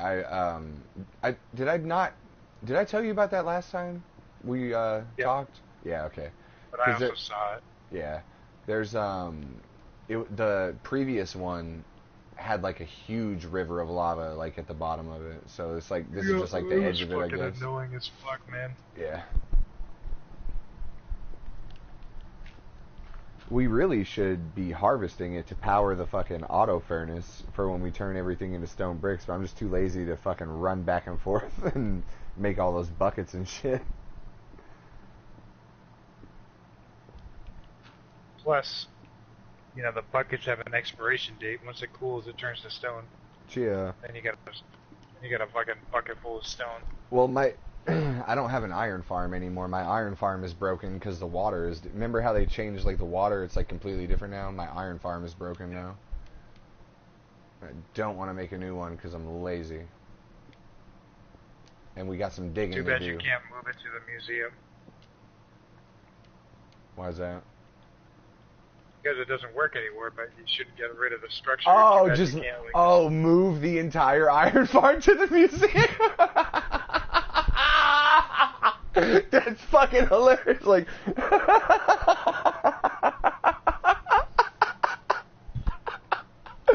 oh my god, that would be so funny. This is a block for block recreation of my old iron farm. Oh. Thousands of iron nibbers were captured here and used for resources. Oh my god. Remember when we were building your house, I was like, hey, we should move this all over by one block. Yeah. Oh my god. We'll have to move my house to the museum and then, like, rebuild it one block over. And then rebuild, like, a new one in its place. Yep. Oh my god. We could probably knock that out today, man. Oh, Jesus Christ. We'll be like, yo, so how did the stairs go again?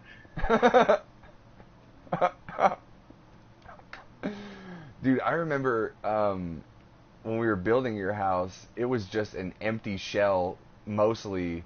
Like, we didn't even add the floors in first. It was an empty shell with stairs going all the way up the fucking outsides of the empty shell, remember? Yep. God damn. And that shit was, like, treacherous to climb. Yes, I know. And then, like, finally we started adding floors in there when we got to, like, almost the maximum fucking distance. Oh, man. Megan says number 1. What does that mean? Were we just talking about She numbers? just took a shit. She just took a shit. Oh, shit. You got a number 1? Ow, man. You need some fucking... No. Number 1 means that's our first shit of the day. Oh. Good deal. Did I shit? No, I shitted last night. I didn't shit today yet. I had a shit earlier. Like, I forgot to text her and let her know. But, like, I fucking took a sip of coffee, sat down for, like, 5 minutes, and I was like, alright, I guess I'm getting back up. Yep.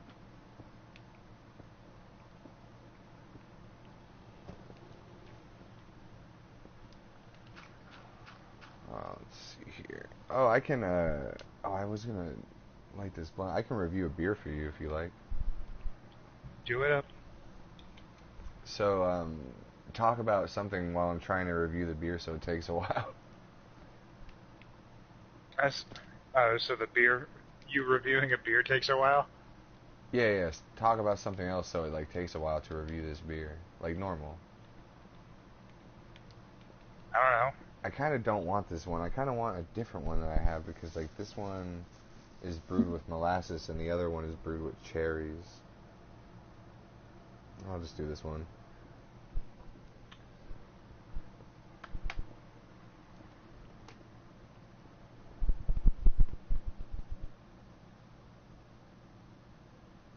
Oh, baby, it's triple! Oh, yeah! This beer is by St. Arnold, Bishop's Barrel. This beer is brought to you by Bubbles. Because why would you want to drink a flat beer? I don't know, man. Maybe if you've, like, had a hard night and woke up hungover, just drink a little bit of a flat beer. Oh, what was our podcast brought to you, everyone today by? I don't remember. I think last time it was brought to us by Tomatoes. I need to hire a secretary to let me know what our sponsors are every week. Does Megan want to shout out anybody? Megan, do you have anything to plug? Yeah, anything coming up? You got any dates we need to know about? This is 12. She's like, I'll be in the Tempe Improv. Hey. This is brewed and bottled by St. Arnold Brewing Company, Houston, Texas, 77020. Thanks for that zip code. Oh, dude. Speaking of which, real quick. I'm just fucking with you. No. I thought you were going to... Oh, you're fucking with me? No, I do have something I want to tell you. No, tell me. Me interrupting you was just me fucking with you. Megan said this podcast is brought to you by Synergy Kombucha. Oh, baby, it's triple. Oh, yeah. That's Review hilarious. that kombucha, girl. Do it up. I had this beer yesterday, which is a new beer that we got at our bar, that was brewed by Jester King Brewery out of Austin, Texas, and Live Oak Brewing Company out of Austin, Texas, and it was fucking delicious. Oh, I've had one by Live Oak. I think I reviewed one on the podcast by Live Oak. I think you have as well. Yeah, that was the Berliner Weisse, I believe, that I reviewed. Possibly. I'll check. But, let's see here. Imperial Stout brewed with molasses and aged in bourbon barrels. So I have a feeling I am not going to enjoy this shit at all. Let's see here. Where's my fucking bottle of... Oh, no, this is probably a twist off anyway.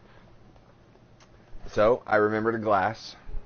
And I'm going to do the Untapped real quick before I open it. Let me see what I had. You remember how you have that birthday bomb?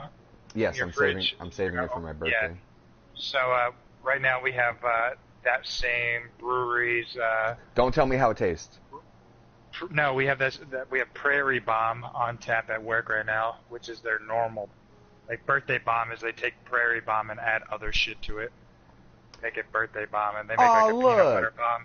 Megan Grant toasted your check-in of strawberry milk stout. Thanks, Megan. That's so sweet of you. Let's see. Live Oak, where's my list? Anyways, that's that 13% beer that we keep doing shots of at work. Oh. Let's see. Yep, that was the Berliner Weisse. Dude, I have a great memory. It was the Berliner Weisse by Live Oak Brewing Company. Damn, I'm a good motherfucker. I'm good. My memory's good. My brain is strong, man. Let's see if I had any other ones. Oh, I've reviewed this fucking beer on the podcast before. I've checked it into Untapped cheers before. To, let's see if you like it any more this time. I don't... That'll be a fun test. I didn't rate it, so I don't know, but I know I don't like it. Well, I mean, maybe what I'm saying is maybe your palate, you're like, it'll be more enjoyable this time because you've had quite a few stouts since. Yeah, maybe. So you might be like, hey, this is not as bad as it was the first time. Yeah. I have another different variety of this beer. This one's Bishop's Barrel No. 3 by St. Arnold Brewing. Yeah. I have another one in my fridge, Bishop's Barrel No. 2, which was brewed with cherries and aged in like a different barrel, which I assume I'm going to enjoy more. So I'll review nice. I'll review that one next time we podcast. Hey, dude, we have this bottle at work in the cooler for sale. It's a Spanish beer called Duchess de Borgoña, and I've basically the princess of Burgundy, but it's a Spanish beer, and I've had it before in a little bottle. But we have the fucking 3-liter bottle. It might be bigger than 3 liters. Like, it is a giant motherfucking bottle. Like this is like double the size of a Magnum bottle. Like, and it comes in like a big ass wood box. Like, I need to get a picture of it and send it to you. Yeah, that shit costs like $350. How many ounces is it?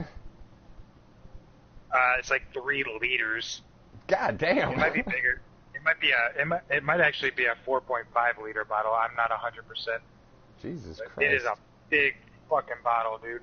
Yo, I'm coming to buy that shit. Dude, I was thinking how fucking fun would it be if we split the fucking cost of that. Dude, because me and you together, we could drink 4.5 liters between the two of us. And then just give everyone in the bar that's like chilling at the bar like a glass of that shit because well, yeah, once we're done though. So much. That's so much liquid. No, but once we're done, then we give some out to people. We'll just use our little shot glasses, and then we'll be like, all right, there's 3/4 of this bottle left. We're gonna drink all this shit right now. Oh my god. So, I probably get a little bit of a discount on that bottle too if I were to buy it. How much is it? Like 300, you said? It's like 350, but I'm assuming I would at least get 25% off.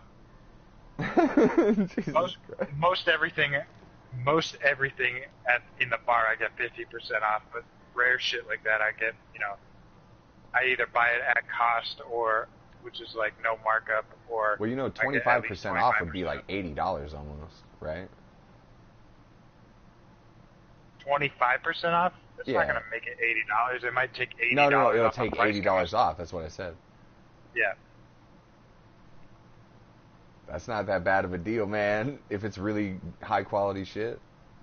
Dude, I'm telling you, like, it would be fun just to make that memory. Like, I know, right? Like, fucking buying the biggest bottle in the fucking bar. Like, this shit's on us. Everybody else get fucked up. There's actually a bigger bottle in the cooler than that bottle, dude, but we just can't. It's not for sale right now. The owner's, like, saving it for a special occasion. He's, like, cellaring it. Like for when I saw that bottle and I was like, God damn, that bottle's so fucking big. Like it'd take like 2 people to fucking carry that shit. Dude, I do not know where my bottle opener is.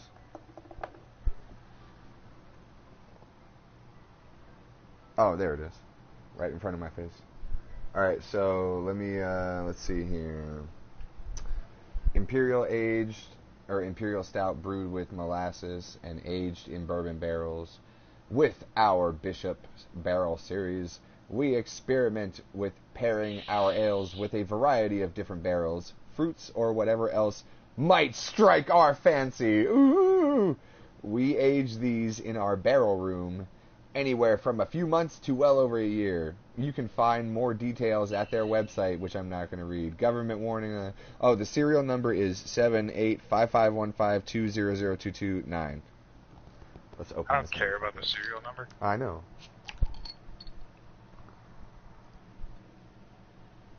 Ooh, it smells nasty. Yep, it smells exactly like molasses. Dude, molasses is such a weird thing to make a beer with. Molasses is a weird fucking thing anyway. Yeah.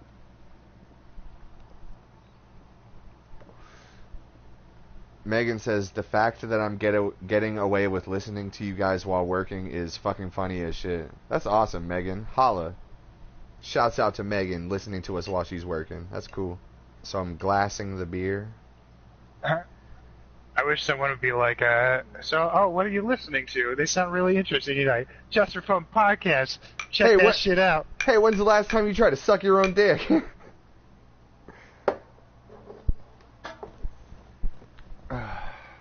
Alright. I'm not going to like this beer. Hey, Steve, are you at full health? I want to see if I can strike you with lightning.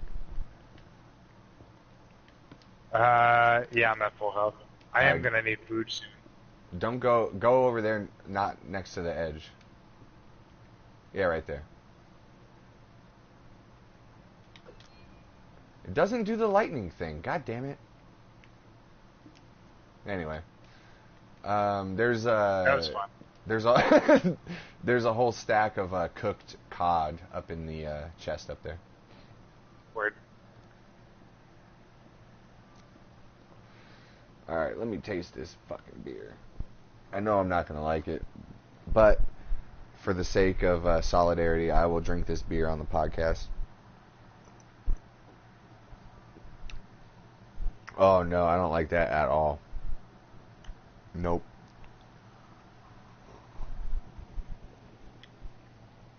Um.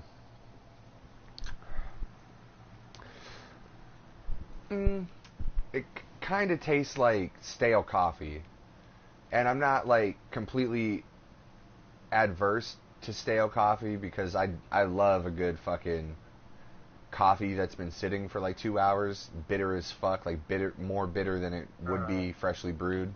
Dude, this is why if I I had to kill one person with a suicide vest, it would be you. Like, could you say shit like this? Dude, the bitterer the coffee, the better. I like it nasty. I like nasty coffee. Gas station coffee is good. But I don't like this because I don't want to taste a coffee-like taste when I'm drinking a beer, and also there's an underlying sweetness from the molasses that I just don't care for at all.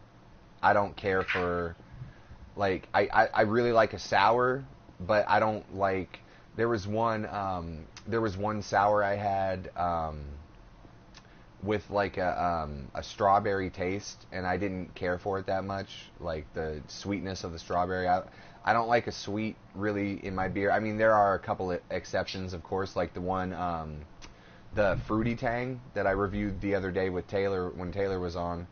I enjoyed the passion fruit taste in that, and it was a little sweet, but it wasn't too sweet that I didn't enjoy the taste. But this, like, it just tastes like it tastes like the sweetness is a major part of the flavor profile because of the molasses, and I just honestly do not care for it. I prefer a bitter taste to a sweet taste for beer. You know what I mean? Yeah. Hey, dude.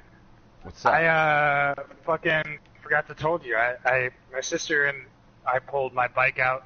We got it all cleaned up the other day, and then I fucking took it to work. Hell yeah. You pull in looking like a fucking pimp? Yeah, I was like, brah, brah, brah. I was like, what up? Hold on real Here, quick. pour you some beers. Hold on real quick. Megan's like, but Steve, you don't like fish, but you'd eat Mark's cod anytime. That's what she said? That's hilarious. Yo, Steve's gonna eat my cod and my fish. Get it? Oh, ba-dum. Yeah, dude, but I'm sure you pulled in looking like a fucking... Did you have a cigarette in your mouth with your sunglasses on? Dude, you can't fucking smoke a cigarette on a motorcycle. That shit well, will, fucking... I mean, you could. Yeah, you could, but, like, it's not a good idea. I am not man enough to do that. Hey, Megan.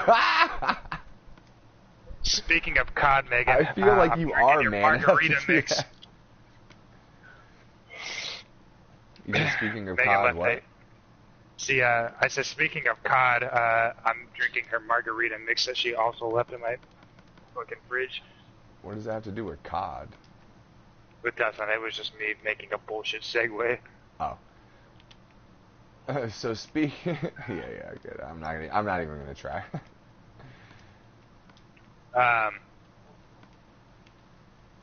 Yeah, I took that shit to work the other day, and I was like, man, I fucking missed riding on a bike so much. It was so much fun. But that fucking ride home was a little fucking sketchy. At fucking like 1 in the morning, I was like, I don't know how many motherfuckers are drunk out here. I know, right? Huh? Yeah.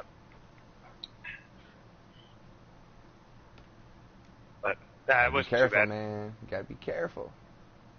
I know, but luckily, dude, it's like the interstate. When you're driving, the roads are mostly fine. Like, you know, especially at night, like there's way enough space all around you that you're fine. It's the intersections that fucking like I slow down a little bit and get a little sketched out because you never know when some drunk motherfucker blows through a red light and just fucking smashes into some shit, you know? Dude, I see sober people run through stop signs and red lights every fucking day over here. Like, it's... Dude, I saw the whole fucking freeway was backed up yesterday, and we had to, like, ride the access road, and the access road was so backed up because everyone had to get off the freeway because a fucking pickup truck and a motorcycle collided on the freeway yesterday. Jesus Christ, dude. I didn't see it, like, really close, but, yeah, man. They fucking... They had that shit. Like, there was, like, the freeway was blocked up, or not blocked up, but, like, you know, jammed up for, you know, like, a mile and a half. I'm like, what the fuck is going on? And so we had to ride the access road, which was so jammed up from everyone exiting the freeway. And when we got past it, there was, like, a ton of shit, but, like, we couldn't see it really well because we were on the access road, and, you know, there's, like, the highway barriers and shit, but, yeah, it looked like it wasn't good. Dude, motherfuckers are getting accidents all the time here in Orlando. I swear I see an accident every day on the way to work. Yeah. I mean, it's fucking crazy that everyone isn't always getting into accidents, you know what I mean? Like, there are some people who have never made their car touch another car. You know what I mean? Dude, I shit you not, I can't look at my phone when I'm riding with Jay because I have to pay attention to the road so I make sure we don't get into accidents, yeah. Dude, I used to, you know, like maybe like quickly look at my phone or some bullshit when I was back in Massachusetts because like the roads are like, you know, not as congested up there as they are down here. Yeah. Ever since I moved to Orlando, like I might look at my phone if I'm stopped at a light and I know I'm gonna be there for a minute. Like that shit just turned red and I'm like, all right, let me look at this real quick. Dude, I feel the same way. I'll look at my phone at a red light. I don't even fucking dare look at my phone to fucking answer people back when I'm like driving during midday, dude.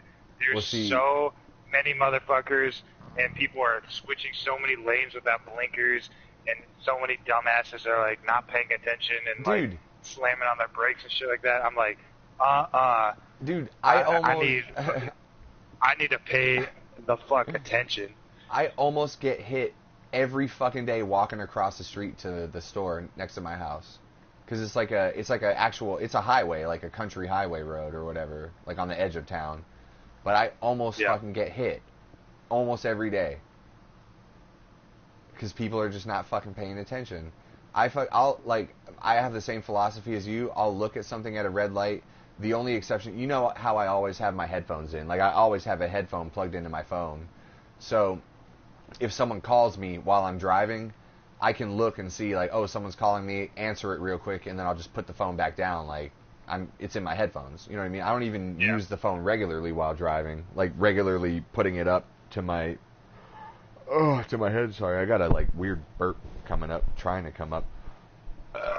Sorry. But yeah, maybe I'll look, like if someone texts me while I'm driving, I'll look at a red light and then just check real quick and be like, if it's a quick response, like, yeah, just say, okay, good deal, whatever.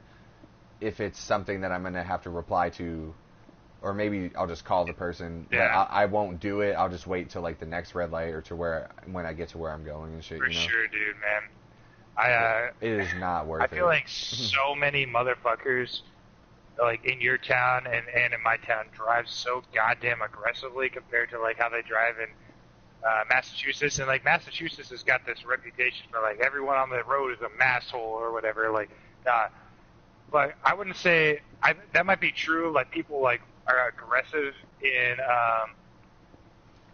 Massachusetts, but people in Orlando and probably Colleen too, I'm guessing, are just aggressively stupid. So I feel like I need to be like on the defense all the time, just Steve, ready to react. There's a problem with that term, aggressively stupid.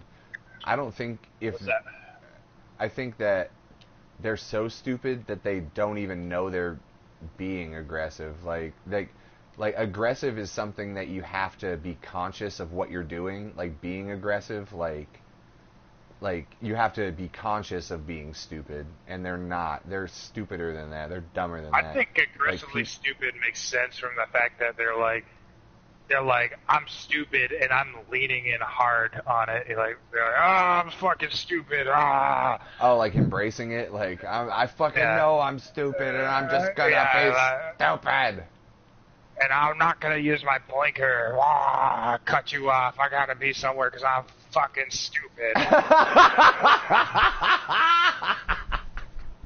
I'm just fucking doing it, bro. I'm being stupid.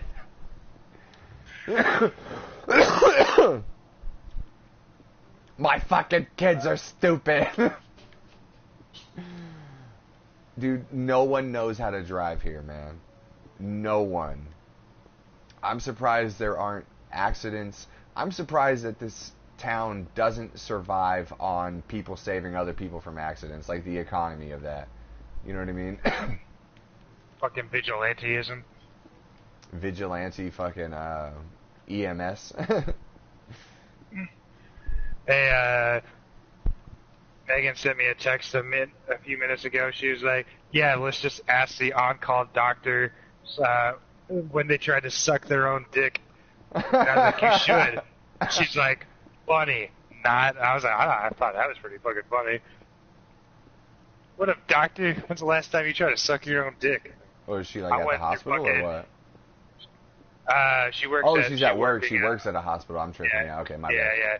And fucking that doctor immediately is like, I went through fucking 8 years of medical school for this shit, for some fucking young girl to ask me when the last time I tried to suck my own dick is.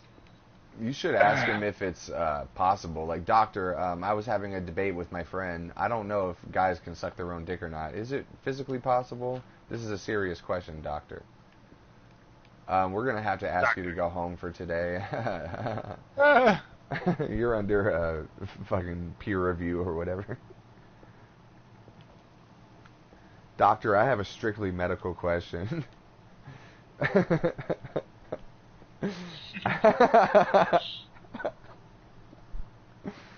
Oh, man. So, medically, medically speaking, when's the last time you tried to suck your own dick? Would it be, God damn it, this is so funny. I don't even know, I've never met your girlfriend, I've never met Megan, but, like, I barely know what she looks like. I've seen, like, 2 pictures of her, but I just imagine her, like, so doctor, medically speaking... Well, I mean, you've seen her naked, because both of those 2 pictures were nudes. Yeah, she sent me a nude, right? And then I seen the one on Untapped. Yeah. And she's like, doctor, so medically speaking, with that weird birthmark next to her belly button, she's like, medically speaking, so would it be detrimental to a man to fillet himself? Like, well. Medically speaking, if you had to lose one of your limbs, which limb would it be? Medically speaking, have you ever listened to Just for Fun podcast?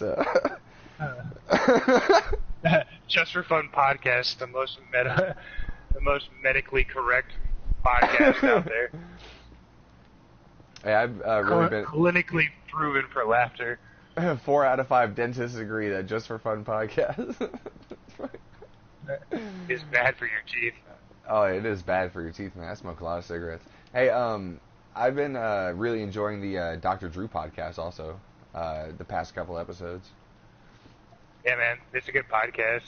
I didn't really care for that Adam Ray episode that they had on.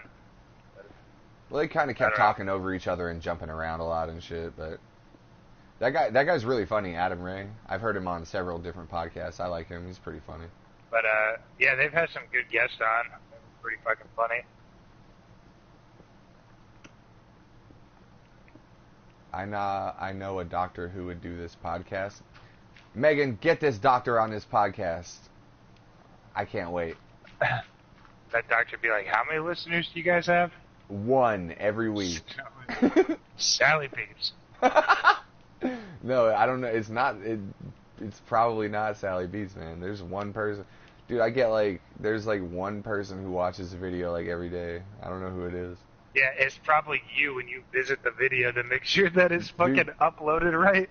Dude, I have not even clicked on one of our videos to watch in probably 2 months. Yeah, but when you upload it, it takes you to the video page, right? No. I export it from Twitch, so it automatically just uploads to YouTube, and then I see that it's there. And you can edit it without having to click on it and watch it. And I just add it to the playlist of podcasts. I don't fucking check back on any of them anymore. And when I make the clips, I just go on Twitch, and that doesn't translate to YouTube videos. I wonder if the episode that Taylor was on the other day got flagged because of that music that was playing over the background. I didn't even check. You should go check, because I don't want to watch any of my YouTube videos. I don't even know what fucking episode it was. It was 87. 87? Yeah, go look at it right now, see.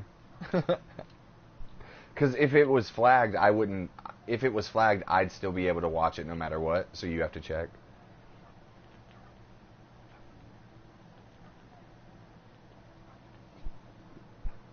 MRLAOUIJA.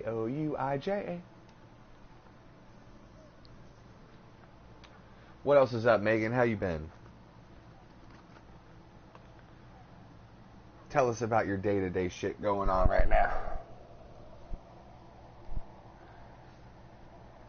Oh, Megan and I gotta do a podcast. Get a PS4, dude.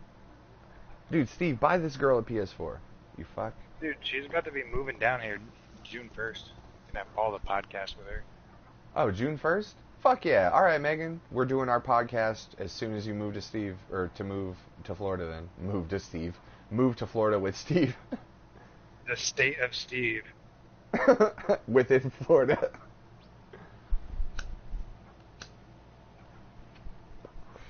Florida had to change all the laws when Steve moved there. This is like the state of Steve now.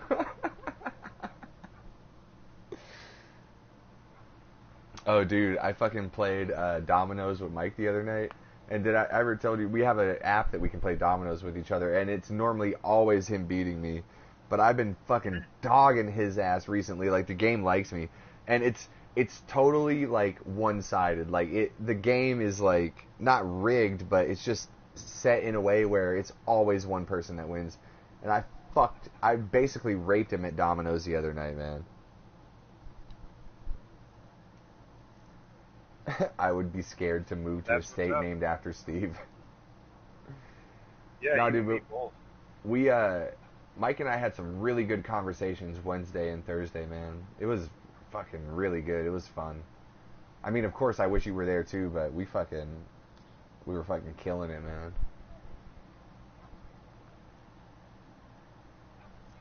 When's your next Wednesday or Thursday off? I have Wednesday off, but I told my buddy Spencer I was going to hang out with him. I'm sorry, I totally forgot that it was podcast day. Wednesday's podcast day. It's Wednesday, my dudes. That's my bad. Dude, you should just fucking reschedule that. Yeah, I might have to, actually.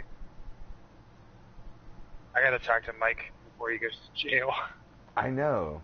His court date, I believe, is the same day that Megan's going to visit you, or to move there, June 1st, is what you said, right? Yeah, she's moving down here June 1st. I think his court date's like right around then, so we might want to snap one more off, you know what I mean?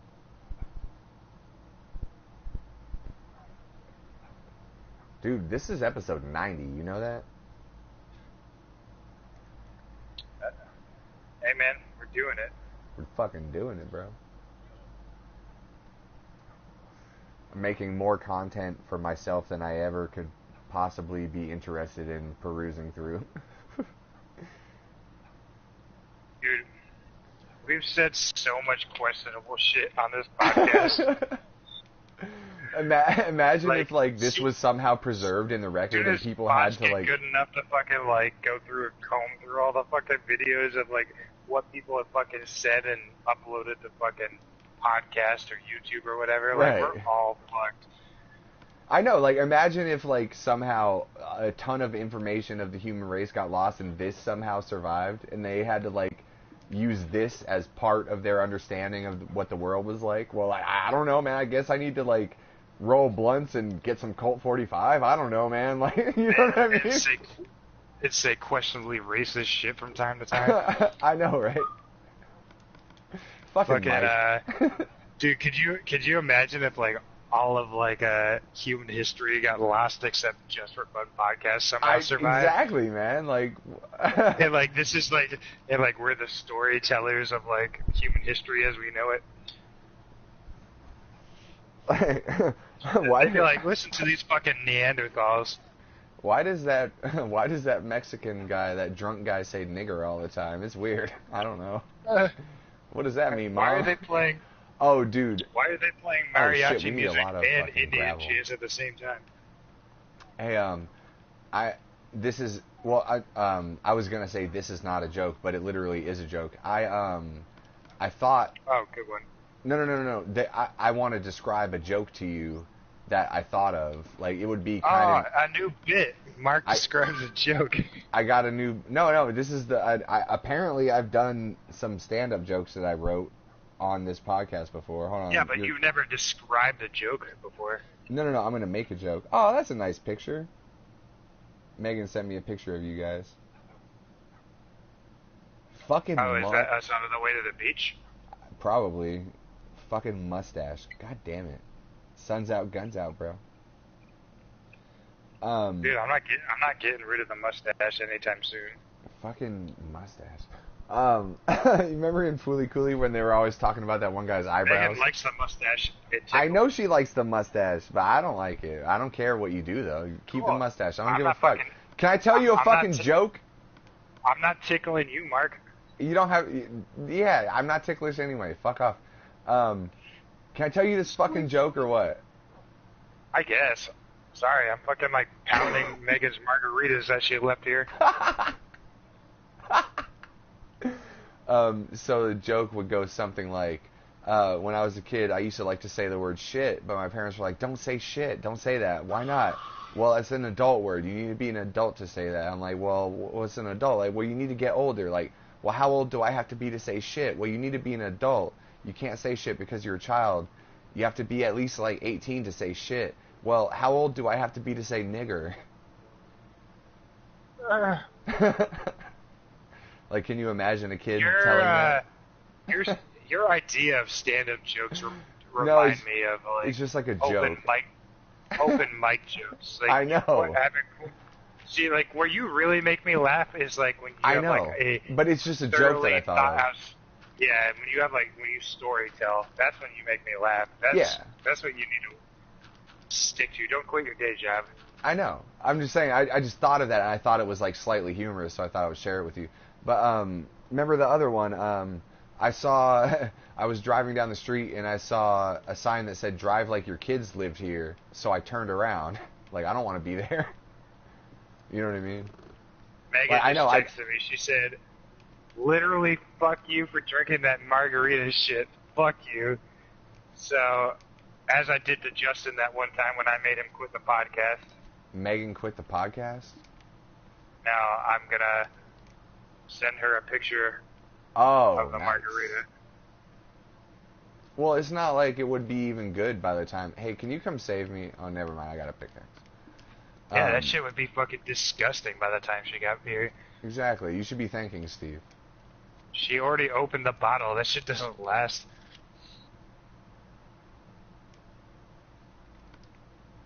What was I supposed to rename this podcast to? She says, I'm not moving anymore.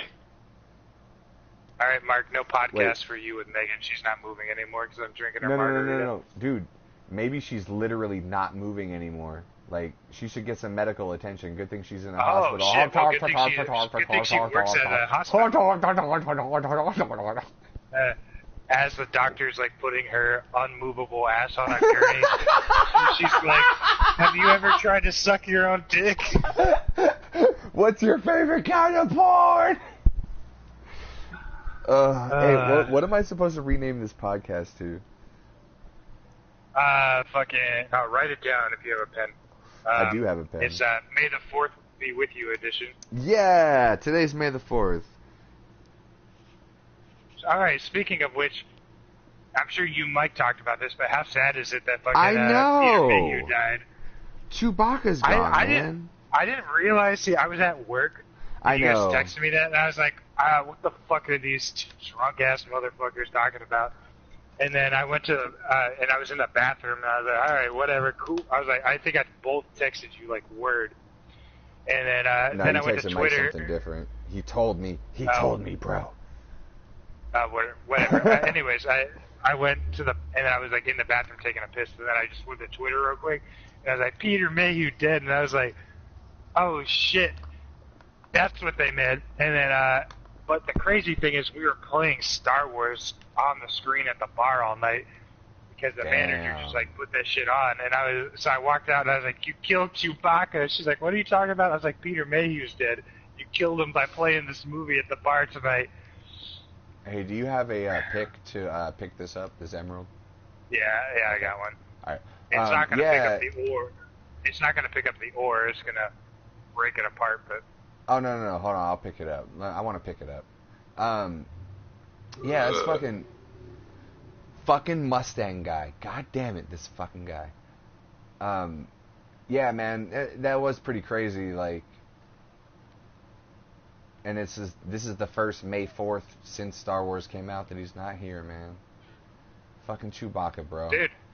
I mean, dude, apparently, 74, man, that's a good run. And to be Chewbacca, he must have had a really fun life. I mean, I'm sure, like, dude, apparently he had some really bad health problems. He had gigantism, like an acute form of gigantism, but still, like, it must have been, like, people, I read a couple articles, and I read some on the podcast the other day.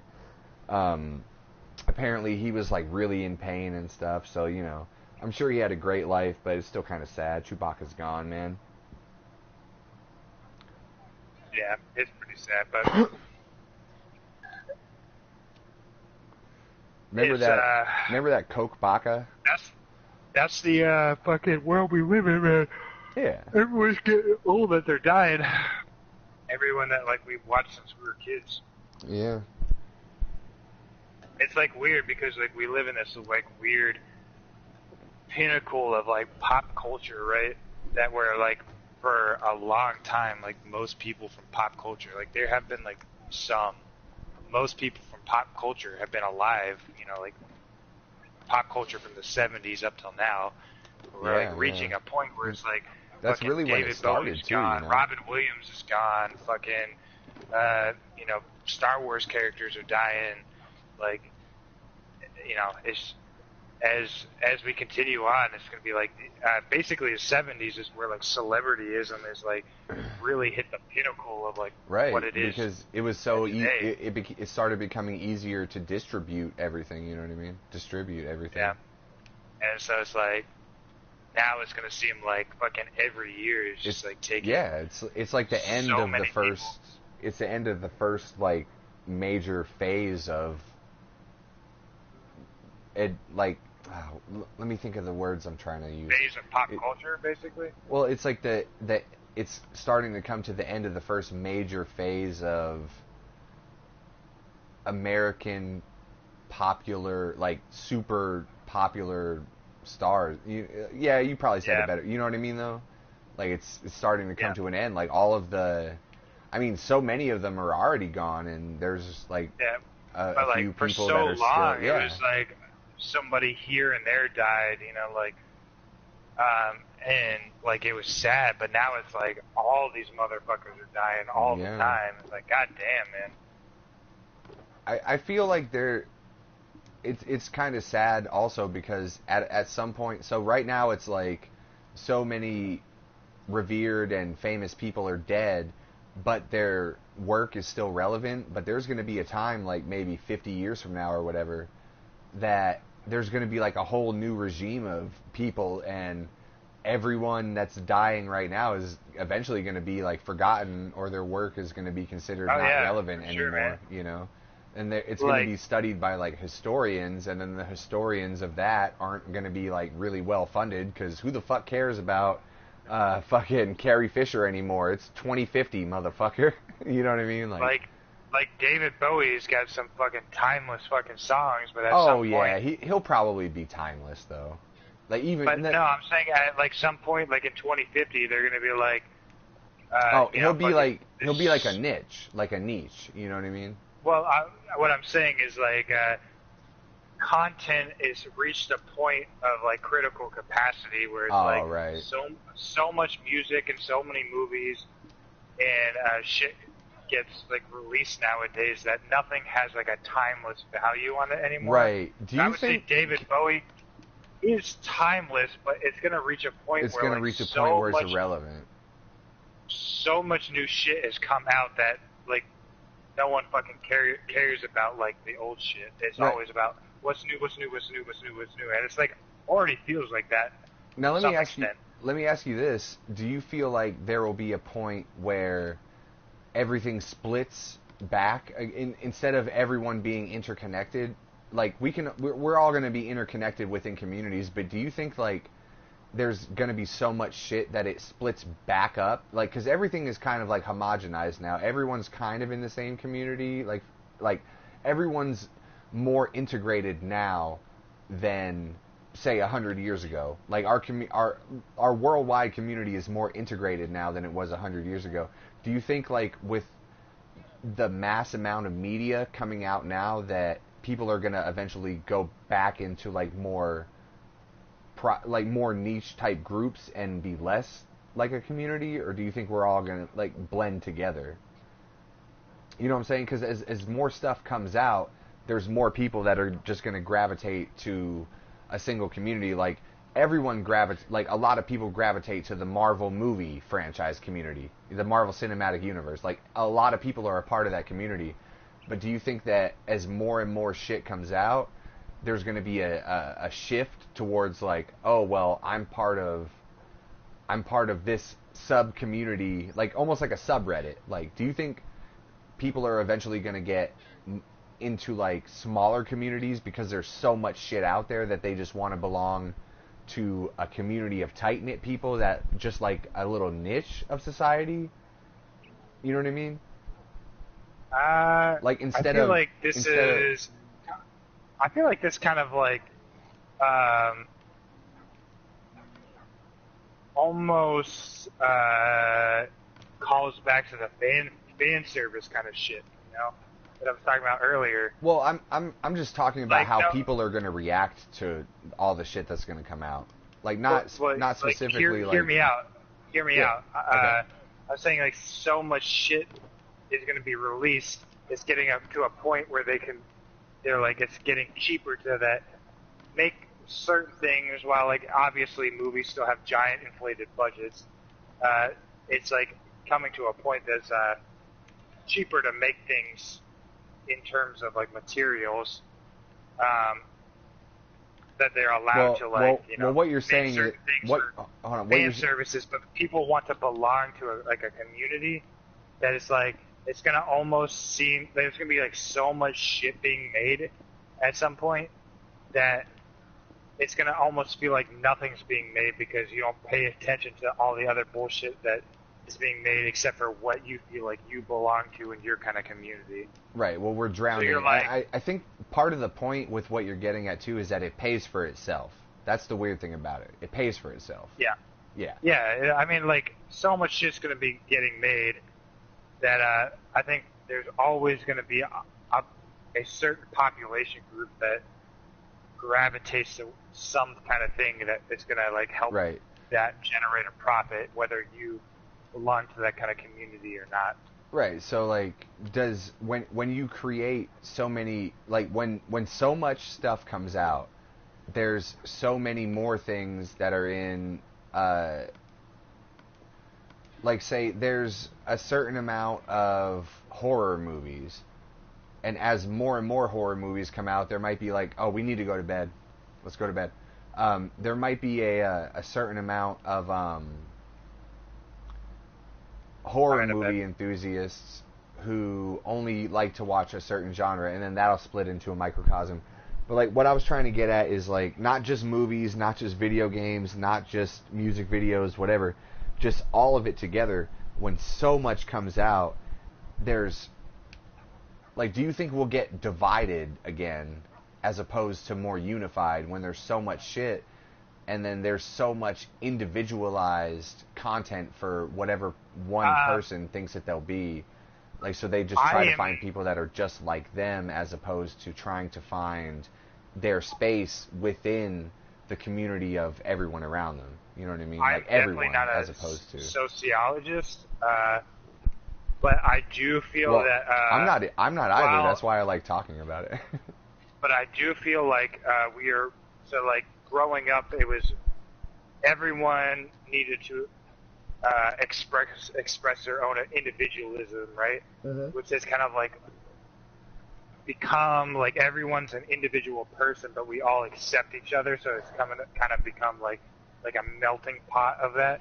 But I feel like the next step of that, because everyone's going to be like, I'm an individual, but we're all weird motherfuckers. Oh, dude, and we are all weird motherfuckers. And I feel like the next evolution of that, for sure, is going to be like, instead of it being like individualism, it's going to be like exactly what you're saying.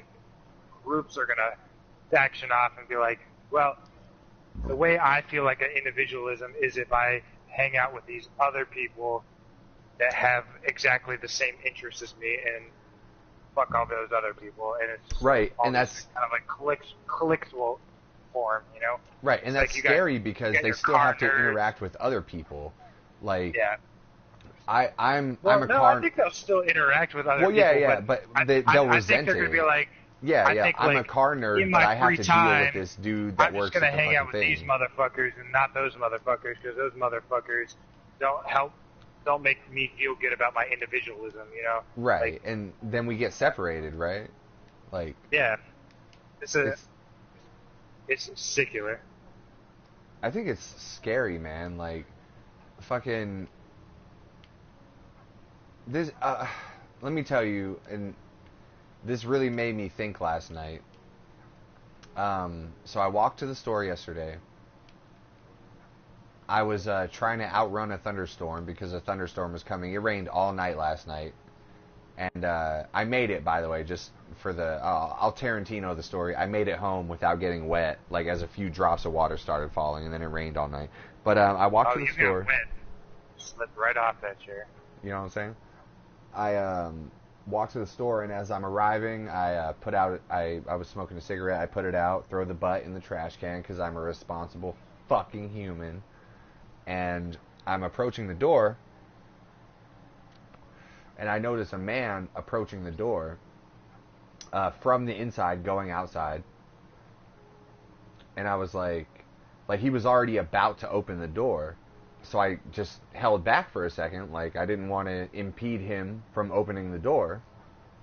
Like, that would be awkward, like if I tried to open it for him while he's opening it, because he was already reaching for the door. So I was like, oh, I'll just wait a second. Also, someone from the outside was approaching the door to try and open it. So we both, me and some like weird curly-haired looking dude, we both were kind of approaching the door, and some guy was about to open it from the inside to come out. So we both kind of hung back for a second, and I didn't even notice he had like young child with him, probably 4 or 5 years old, that was like about the height of his knee, about like his crotch or whatever, you know what I mean, like a young child, and they were coming outside, and he opens the door himself, and then the other dude next to me outside grabbed it, and he looks right at me, he's like, thank you. I'm like, what the fuck, man? Like is that sarcastically? Yeah, cause I feel like maybe I was approaching the door, and then I didn't notice he had a kid with him at first. I would have opened the door if I noticed he had a kid. Like, if I was, dude, I was right outside the door, and this guy was already... Was it clearly sarcastic, or was it like maybe he was like over-explaining thank you because he's like one of those weird parents? It's no, like, dude. Hey, look, child, do you realize how I said thank you? No, I said it so clear that you heard me.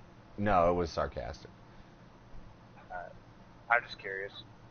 It was sarcastic, and I was like, is that what we're doing now? Like, and then... I'm still gonna hold doors for motherfuckers.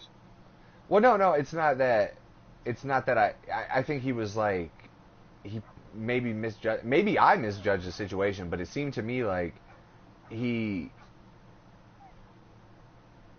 thought that I would open the door for him or something, but I didn't see his kid there. If I saw his kid there in front of him, I would have opened the door for the kid. But like wait! You didn't hold the door for him. No. What I'm saying is I was approaching the door from the side. Like I was coming up next to the store. I was approaching the door, and I noticed. I didn't know, and I didn't even know who it was. I just noticed someone was already committed to opening the door. Like they were reaching for the door and shit. So I held back for a second because I didn't want to like stop them from opening the door or like make it awkward. So I was just waiting for a second, and then so I was waiting for 1 second. I noticed this other dude come up next to me that was approaching the door, and then I noticed that there was a kid in front of this guy, and so he opens the door and he had a bunch of bags in his hand, and the guy next to me that was also approaching the door grabbed the door once the other guy opened it, and then the guy looked at me and he was like, "Thank you." I'm like, what the fuck, man? Like, is that what we're doing now? Like, I guess he was just some dude who was like, "Oh man, I got a kid here. You couldn't open the door for me when you were approaching it." That's the way I read the situation. I could be wrong, but that's just how I read it. But I'm like, is that what we're fucking doing now? Like, I don't know, man. But that's exactly like the reason I brought it up is because it's what we were talking about. Like, people are just so like disconnected from each other nowadays. This guy was just like so easily going to the notion that like, oh, fuck this guy. Like, oh, thanks, man. Thanks for holding the door for my kid, bro. When I didn't even notice he had a kid or he doesn't know who I am and shit. You know what I mean? Like, we're just so quick to say fuck this guy because we're so disconnected. But it would suck. Dude, I say fuck this guy all the time. It I don't sucks give a fuck about that. I mean, it's not like, I guess like holding a door thing is different. Like I never expect someone to hold a door for me. I'm like, oh, me either. But yeah. I was just bringing up an example of like how people are like getting so disconnected nowadays. Like that guy doesn't know who I am. He doesn't like, oh, thanks, man. Like, hey, man, you know, I'm another person. Like maybe if we talked for a second, you would understand that I didn't see your kid there and I didn't notice you had a lot of bags and stuff. You don't need to be a dickhead to a stranger. And like we're getting the whole point that I was trying to get at is like as like more shit develops, we're probably going to get more fragmented into different like smaller communities, maybe even. You know what I mean? Like we're the fucking goth kids. For sure. We're the goth kids that watch Shrek 2 every Friday and fuck everyone else because we're the kids that do that. You know, and then there's going to be like, oh, we're the fucking people that play Minecraft on a podcast and upload it to Twitch, you know what I mean? Fuck everyone else, you know? Like shit like that. Like, for sure. I have two things to say here. It's and with us being more interconnected, it's going to be easiest for us to find people to like connect with our smaller group. And instead of it being like, yo, it's this neighborhood against that neighborhood, like back in the day, it's going to be like, yo, it's me and my internet friends that I might meet up with in real life as well against these other people's internet friends and people they meet up with in life that connect with those internet friends kind of shit. Let's all see who can get banned off Twitter the quickest. And then a second thing, speaking of like the fuck you thing, like, so there's this karaoke bar that's right across the street from my bar that on the weekdays they close later than we do. And so like we'll close the bar and then we'll go over there and get like a beer, like, you know, me and like the manager on duty and whoever else is at the bar, and just get like a last drink of the evening before we go home and, you know, like go to bed, kind of like an unwind after the shift kind of thing. Yeah. And they have like cheap shit there. Anyways, they do karaoke 7 days a week there. And there's always. Can I ask you one question real quick? What? How many times have you been in there and heard someone sing "I've Got Friends in Low Places"? 0 times, because I've been in there twice. It's gonna happen. I'm sure it is. Anyways, there was a dude that came up the other day, and he basically immediately I made a snap judgment. I leaned over to the manager on duty that I worked with that night. I was like, he's wearing the I just punched a hole in the drywall fucking uniform. Like big fucking dark blue jeans that are sagging below his ass and like a fucking white I beater. just punched a hole in the white drywall beater. uniform. Yeah. All right.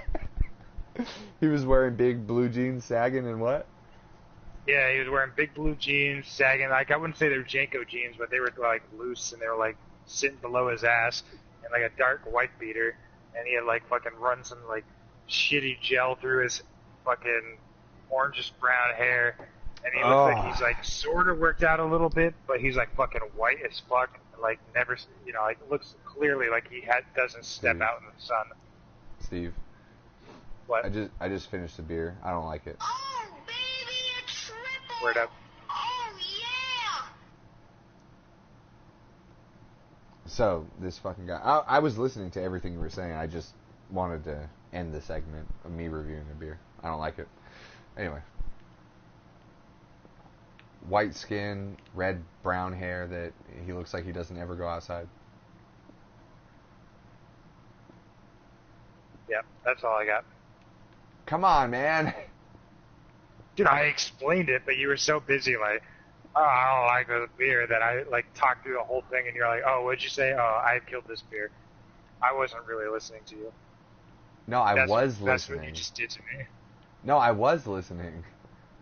Dude, I described that person. Oh, that's just all you wanted to... Oh, I thought you were going to tell, like, a story about what he did or something. He was wearing that uniform. I was like, this guy just fucking... And the manager on duty was like, But you said you made a mistake about saying that. No, I didn't make a mistake. I was saying I quickly make snap judgments myself and say, fuck this person. Anyways, yeah, and then my manager on duty was like, yeah, and we're lucky if that's all he fucking hits with this. I try not to fucking just say, hey, fuck this guy. Females. Yeah. This is put a hole in the drywall guy.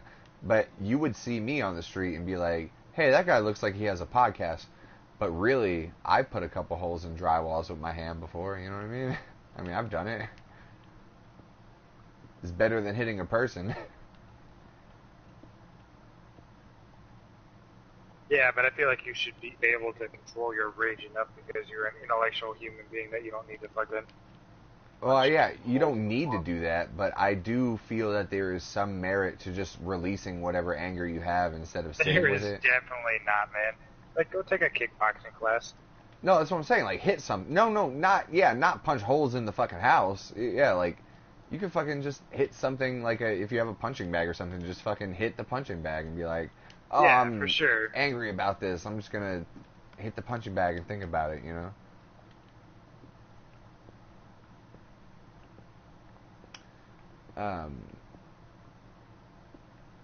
But yeah, I like the story of the guy who looks like you looked and you were like, that guy looks like he hit a hole in his sheetrock.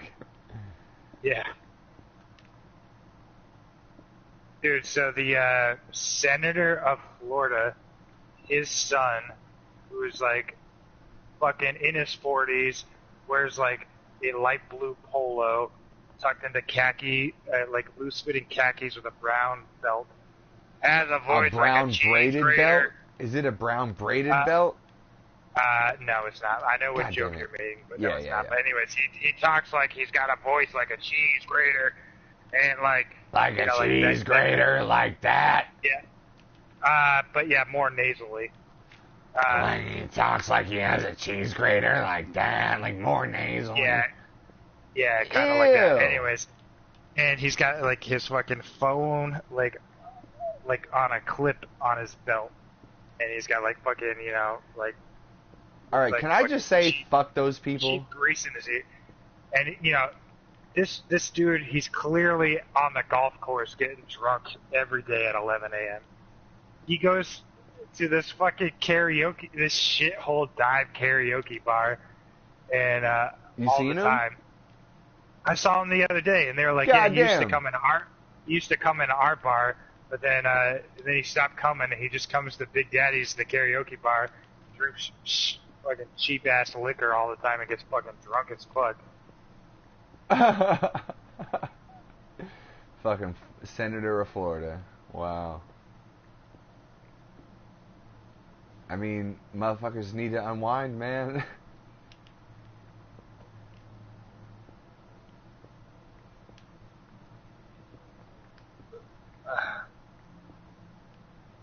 Hey man, how trippy would it be to like have a position in office, a position like a government office? Like, could you imagine being a senator? Like, what type of honestly, shit must they deal with? I feel like I could do the job, but I don't feel like I'd like it by any means. I mean, I'm sure you could. I'm sure I could. I'm sure both of us could if we applied ourselves. I don't think you could, but I definitely think I could. If you applied yourself, yeah.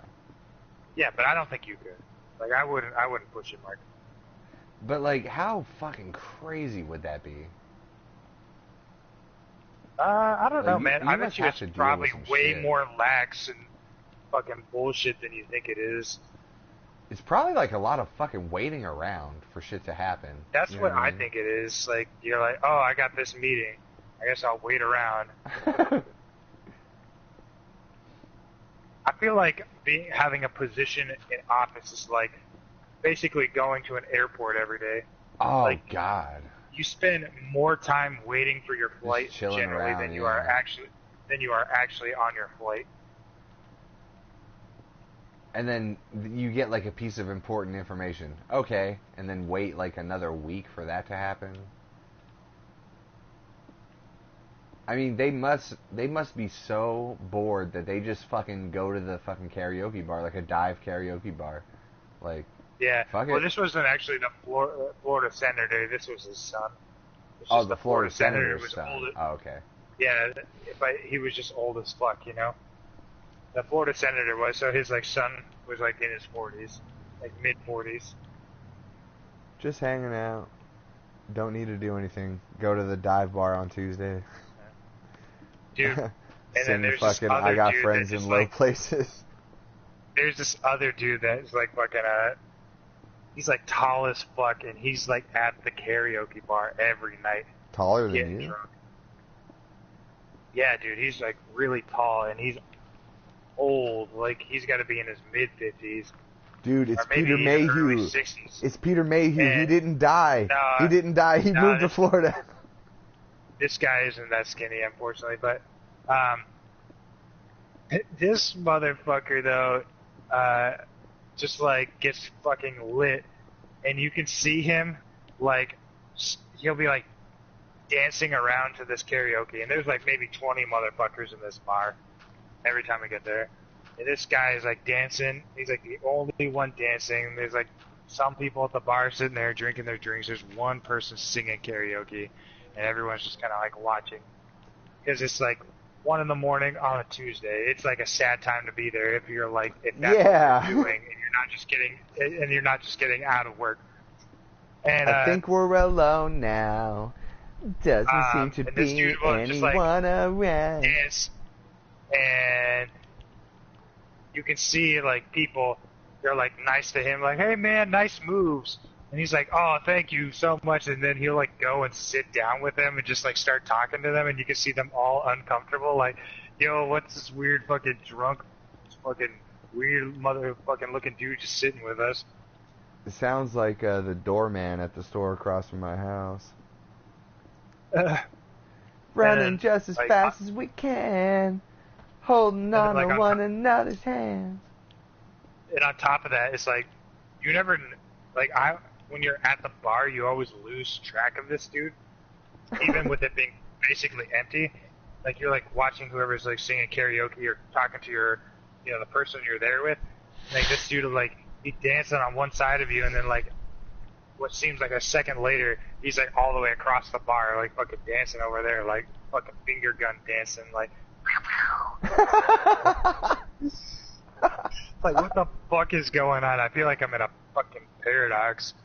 We should do a duet there sometime, man. Dude, we should. I got a condo in Manhattan. Baby girl, what's happening? I was thinking that, but what would be funnier is if we sing "I Got You, Babe." Nah, that's gay. That's hack. I should got do- you, babe. I don't know any of the words to that. We should do we should do Fall of Troy. We should do Dude, no I seriously. don't even know what kind of songs that they fucking have for karaoke. They're like, I don't even see a book. I don't see like a computer. Well, I see a computer, but I don't see like a sorting system for you to They like should, yeah. They should put we should do what karaoke song were we doing? But I'm guessing that this only like songs from like the early 2000s and before. Don't want to meet your mama. Oh, just want to make you come. Oh, I'm just being honest. Oh. Dude, we should do a duet of I Believe in a Thing Called Love. I'll let you hit all my parts. Dude. I believe in a thing called love! Like that? Yeah.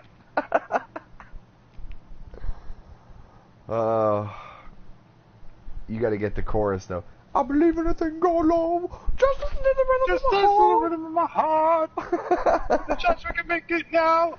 We'll be rocking till the sun goes down. I believe in a thing called love. I can't do that all day.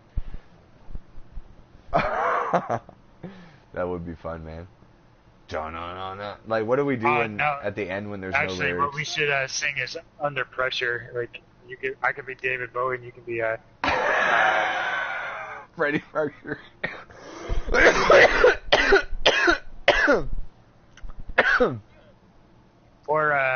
or we could do Dancing in the Streets or whatever. You could be Keith Richards, and I'll be fucking David Bowie. We should do Ain't Nothing But a G Thing. You can be Dr. Dre, and I'll be Snoop Dogg. Snoop Doggy Dogg.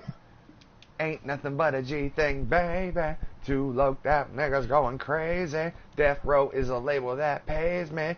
Unfazable, so please don't try to phase me. So it's back to the mission at hand. Perfection is perfection, so I let them understand from a young G's perspective. You know. Here's the thing, Mark. You joke about like fucking doing karaoke. If you came out here, I would fucking. If we like chose a duet, I would get up there and do that shit with you. Dude, I would do it with you, not like by myself or with anyone else. Like if Mike Menard asked me to go karaoke, I'd be like, "Fuck you, man."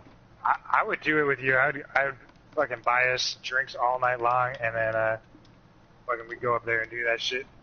I think we're alone now. I want to do I Think We're Alone Now by Tiffany. Doesn't seem to be anyone around. What if we did War? War! What is it good for? Absolutely nothing. That was the Village People, man. You gotta respect those motherfuckers. That wasn't the Village People. Who was it? It was the fucking LAPD? It was like some dude that had a one hit wonder, basically. Wow. Yeah, dude, we should do Dr. Dre. Oh, why didn't you tell me you had to pee? I could have peed. I'm gonna do Take It On Me. You're gonna do what? On me. Steve, I can barely hear you. Take it on me. Take it on me. Take it on me. I will. Oh.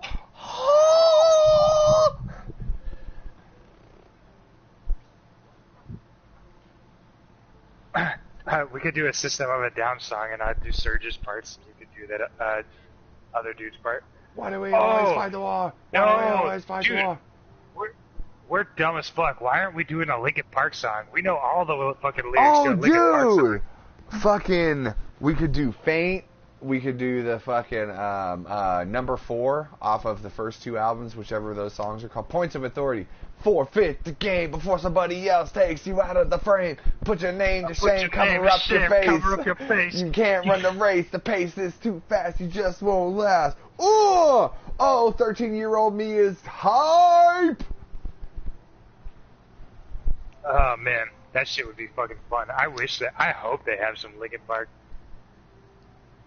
Yo, this song goes out to the dude that hung himself that used to sing this song. Forfeit the game before somebody else takes you out of the frame.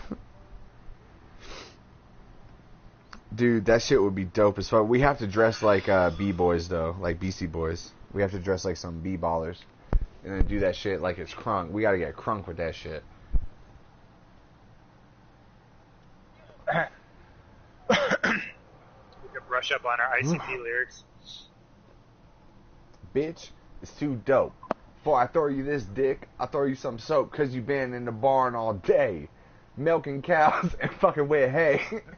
We'll do the Shaggy show. Yeah, I'll listen to some Conway Twitty if I can suck on a redneck titty. We'll do the Shaggy show and I'll do the commercials. I like my chili hot. I like my chili. As a matter of fact, I like my chili so goddamn hot you can fry a hog's ass in a spoonful. That's why when I want my chili, I reach for whatever the fuck it's called. Oh God, can you believe that was part of our lives? It almost seems like it almost seemed like, of course it was a phase, but it almost seems like that's not me. Like, it seems like I was a different person. You know what I'm saying? Oh, for sure. Can you believe that we used to be into that shit?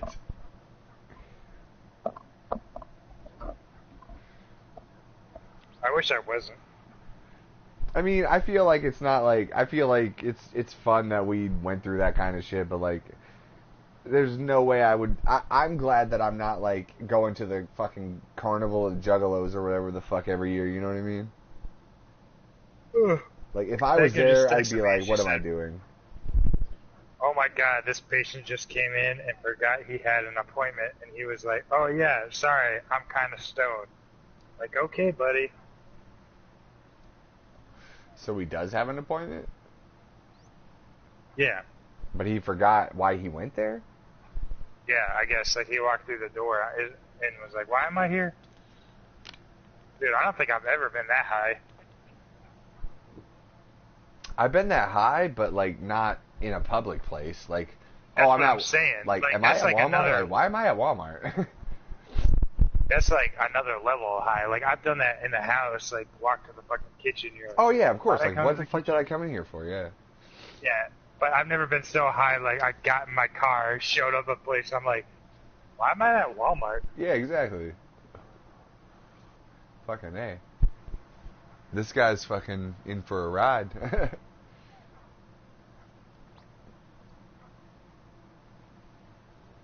Dude, how fucking crazy. Like, I'd love to talk to Megan about working at a hospital. Or does she work at a hospital or a clinic? She works at a clinic. I'd love even though it's not a hospital, I'd love to talk about that, man. Like, that's some trippy shit. Megan says she's been that high. What the fuck am I doing here at Burger King? Like, oh, I guess I wanted Burger King. Like, that high? I mean, I've been that high, but just not, like, at somewhere. Like, yeah, oh, I'm here. Yeah. That's dangerous, man. I ain't trying to get that. Well, I mean, I ain't trying to do anything when I'm that high. I'm about to be that high. Ooh.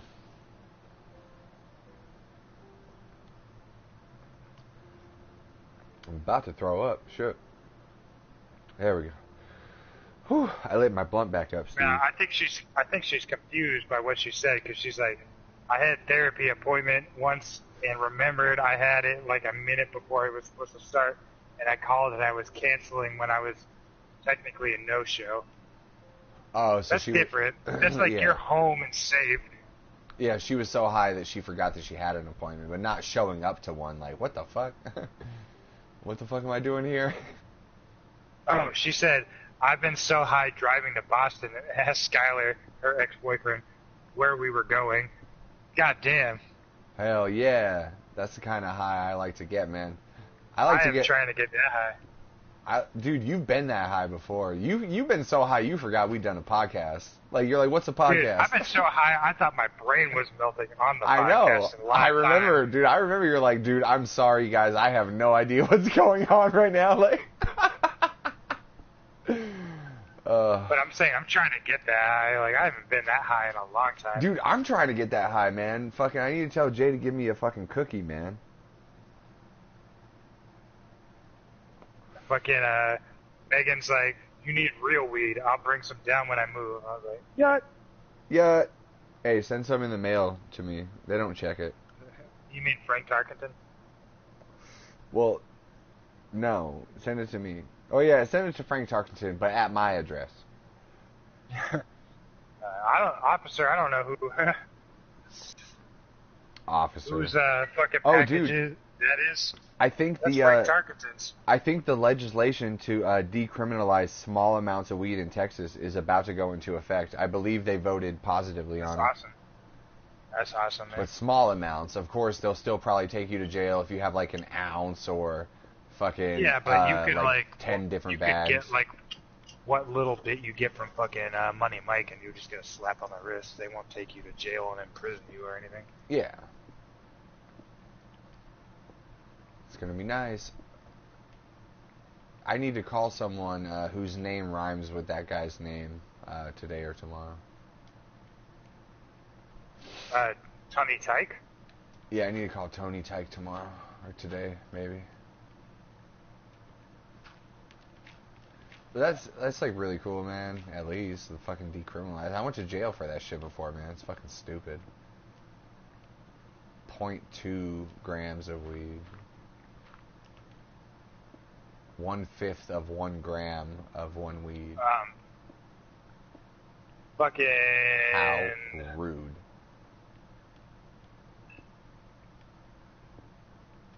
Fuck, what was I saying before? I don't know, man. A little spoopy. You were talking about something about working in a clinic or something like that.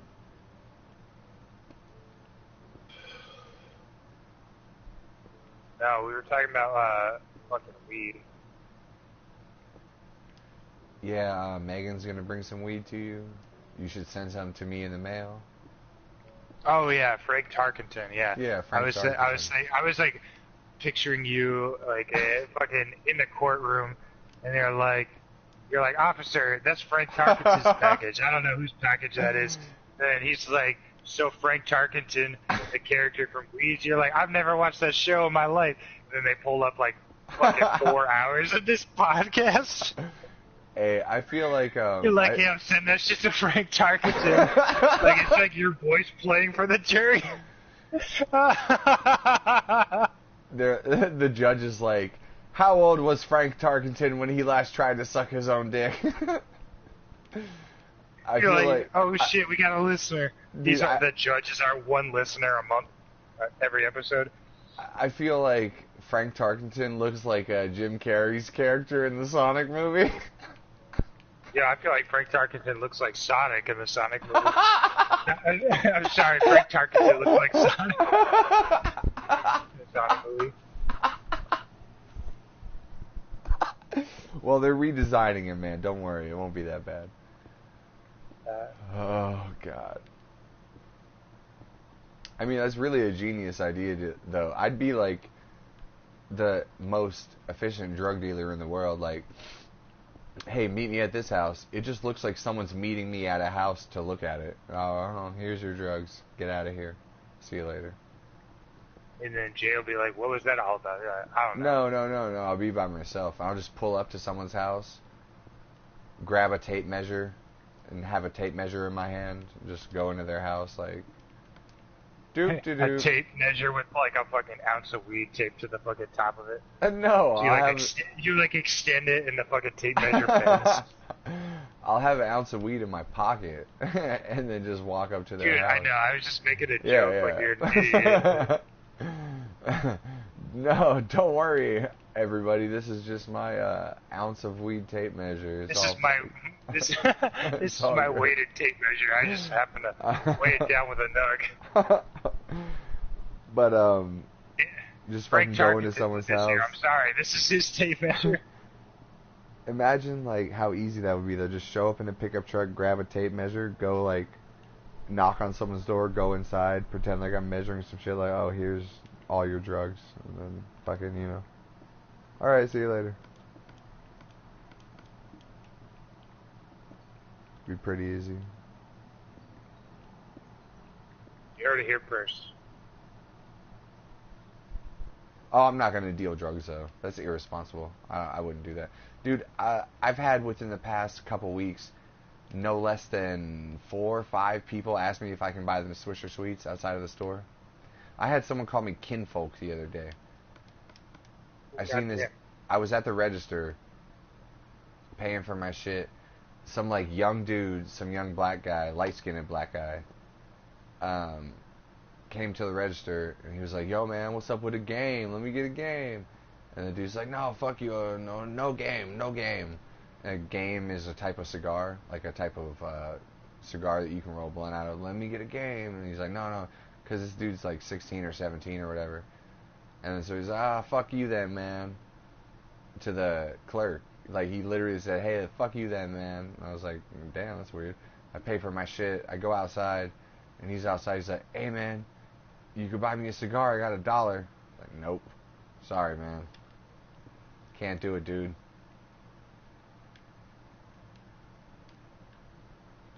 Why would you buy them a cigar? Because, man, it's irresponsible. Oh, are they underage?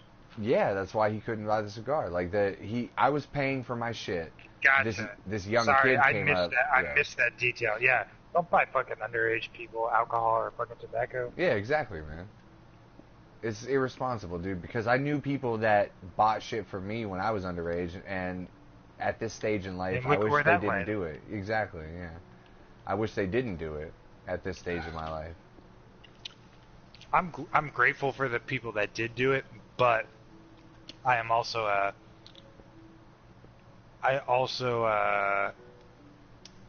just wish that they didn't put so much on the line to do it, you know, like Alan. Yeah. Like I'd hang out with my buddy Alan. You remember him?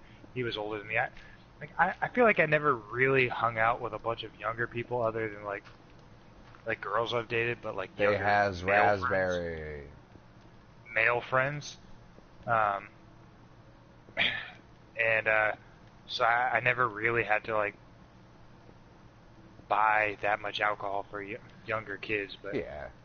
Well, I bought beer. Like, I bought beer for Justin when I was 21 and he was 20, and that's like different than, you know, teenagers. Yeah, because like, but like I'm talking about like I guess my point is like I've never bought anything for a kid standing outside of the store and asking. Yeah. I think it's like totally irresponsible. Or had a younger kid come with me to a store. And then you like buy them not shit, a younger yeah. kid, yeah.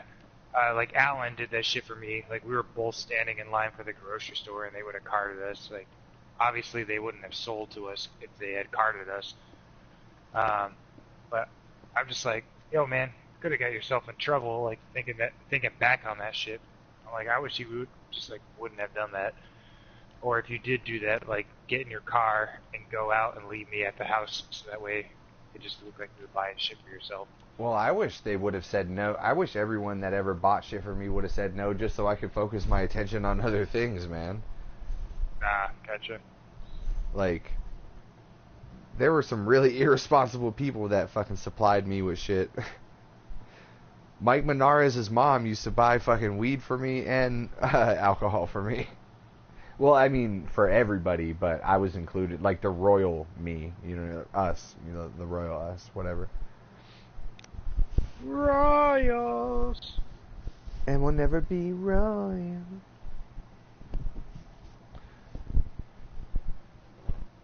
But I mean, it was fun. But I had a good experience. I had fun. But I don't buy stuff for underage people just because if anything wrong happens, I'm not going to be any part of it. You know what I mean? Oh, well, that guy bought me the cigar, or oh, that guy bought me the vodka. it's not only about the legal thing, but it's also about like, what if you're like someone gets hurt? Sitting there before a court, and you're like, they always call me that guy. I just want to be known as Mark. But I still won't do it just because, like, what if I don't, especially a stranger, like, I don't know what you're about to do, man. Like, hell no, I'm not buying anything for you. But it's happened to me, like, 3 to 4 times in the past month. Hey, man, can you buy me a Swisher? Goddamn. Like, no. Oh, dude, I forgot to tell you, this actually happened last time we podcasted. Or, the day of the last time we podcasted on, whatever day. Tuesday. I was walking up to the store on Tuesday, and some guy was like, hey, man, you got a cigarette? And I was like, nah, they got a bunch of them in there, though. BAM! I finally got someone again. It only happens every once in a while. And he was like, I know, man, but I ain't got no money. I was like, I'm just fucking with you, man. I'm just kidding. He's like, can I buy one off you? I always give out a cigarette. No, I didn't have any on me anyway, though. But even if I did, I wouldn't have, because people always ask me for a cigarette, but I just forget to say they have a bunch of them in there. I guess like I don't smoke enough in public that I have random people asking me, but I have like I don't know, friends, or not. I wouldn't say friends, but like acquaintances. Like, this dude came with my friend to the bar, and I don't really know him, but he's here with us. Oh, can I get a cigarette? Yeah, man, I guess I don't give a fuck. Here you go. My favorite is, like, how I did it. Like, the guy was like, hey, you got a cigarette? And I was like, nah, they got a bunch of them in there, though. Yeah, that's hilarious. But I still said, like, hey, man, I'm just kidding. I'm just fucking with you. And he was like, can I buy one off you, though? And I was like, I don't have any on me. Like, I was smoking a cigarette, but I didn't have any on me. And I probably wouldn't have given him one anyway. But. Want to, like, next time just beat that asshole and be like, dude, it's a fun. But they have a bunch of CVS over there, though. Yeah, just like, hey, man, you got a cigarette? Like, it's like if you're outside of an establishment that sells cigarettes. Yeah. Well, no, it'd be like, but I'm saying, like, take it the extra asshole step and be like, nah, but you drive over to fucking Walmart, they got some. Yeah, right, yeah.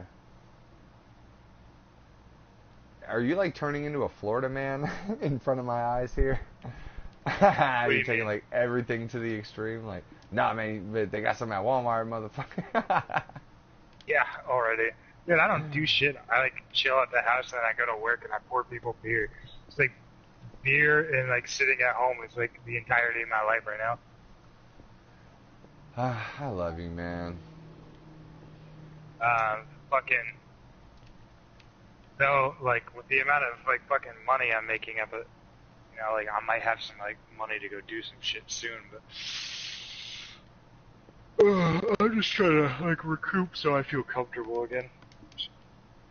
Hell yeah. I got, like, a bunch of shit I need to do. Like, I need to go get my plates transferred and get my Florida license. Fucking... Make sure my insurance policy is changed. Fucking get on some health insurance. So, like, basically, I feel like I need to save for a hot minute so that once I go and do all that shit, I'm not, like, fucking flat broke.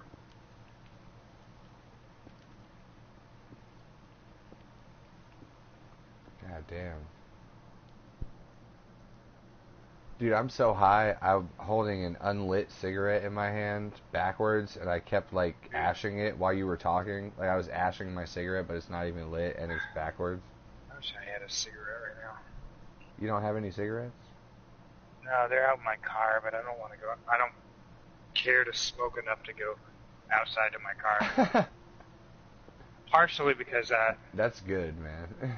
Like, I can't fucking talk to you with my fucking PlayStation. I don't feel like fucking calling you right now because I'm too fucking fucked up right now. Drinking all those margaritas and kombuchas, man. Not really drunk fucked up, more just fucking high, and I don't want to move. Oh, you've been hitting that old vape pen? Dude, I'm fucking high right now. I have no idea what we've been talking about for, like... Dude, we've almost been done 3 hours already. I have no idea what we were talking about.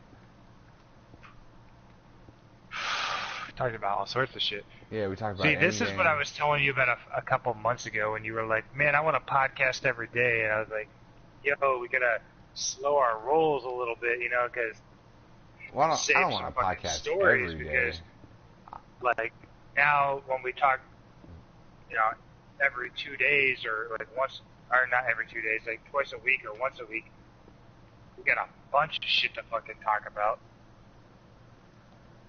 Yeah, I agree with that. I wasn't saying we should do it every day. A couple months ago. Yeah. I said that I was sad that we don't do them more often because we started it and we did it almost every day, but everyone's schedule changed, so it kind of sucked. But I like it that we just do it like once or twice a week because it's You do it more though. While this podcast was started by me. Fucking lava. While this podcast was the envisionment of mine. Bitch, you didn't even know the word podcast before you met me. Truly, Shut up. Truly, it is. You are the host of this podcast. No, I'm not. We're co-hosts. But don't tell Mike. Yeah. He thinks he's the host, but me and you are really co-hosts. Yeah, but you do this podcast more than I do. I never do episodes with other people. You do episodes with other people. Dude, I would love for you to fucking have a podcast. I would fucking listen to it if I wasn't there. Like, I've actually been waiting for one of those. Mike and I did have a podcast that one time. And I listened to some of it, and I was like, you guys are fucking stupid, so I stopped listening to it. Yeah, we are stupid. I got drunk as fuck that night, dude. Like, if you go and find that podcast, just start listening. Oh, it's on my YouTube. From the it's just beginning of the private. Night, and then you fucking jump to the end of it, dude. There's a clear distinction in my speech pattern. Yeah. I checked it out, man. I have watched it. I mean, like, not like the full thing, but I checked it out a little bit. Y'all were fucked up. I was so drunk that night Mike was sober all night. That's the funny part. I was the belligerent drunk idiot. I couldn't hold anything in my hands. I kept dropping shit. And Mike was drinking water because he had just gotten into that fucking car accident, dude. Oh, that was right when that was? That was like a week or so after that car accident, yeah. What? Hold on. And he hadn't told me yet that he was just drinking water because he got into a fucking drunk car accident the other day. You told me about that a few days later. So I thought it was odd. I told you a few days later after the podcast?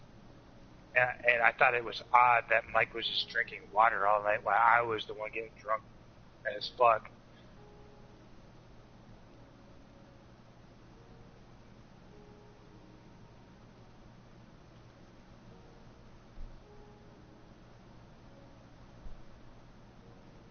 What are you doing? That was after Mike came back from quitting the podcast, right? Mike quit and came... Oh, shit. Mike quit and came back to the podcast, like, very early in the podcast. Yeah, so I went too far back. Okay, here we go. Hold on. I'm telling you, this was in December, dude. Or yeah, I know. Either December or late November. No, hold on. I bought a package of Mad Help, which comes out around the holidays. Yeah, I scrolled too far in the podcast. Wait, no, I can't fucking find it. Trying to suck your own dick. No, it's before that. What the fuck?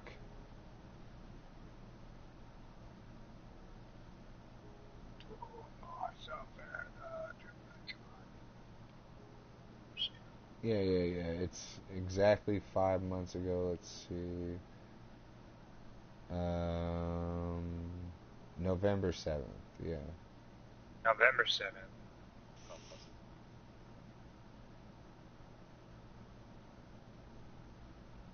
So why did I look up the date? Because that was before. That was before Mike got in a car accident. Are you sure? Because he was drinking water all that night. No, it was it was like December 22nd, I think. Well, he couldn't get drunk for some reason that night. I don't know. I don't know the reason. No, it wasn't that though, because it was like December 22nd, I think. He said it was right before Christmas.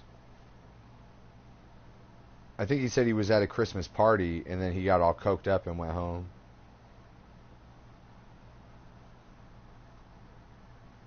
I think it was right before Christmas. I don't know. I'll ask him later.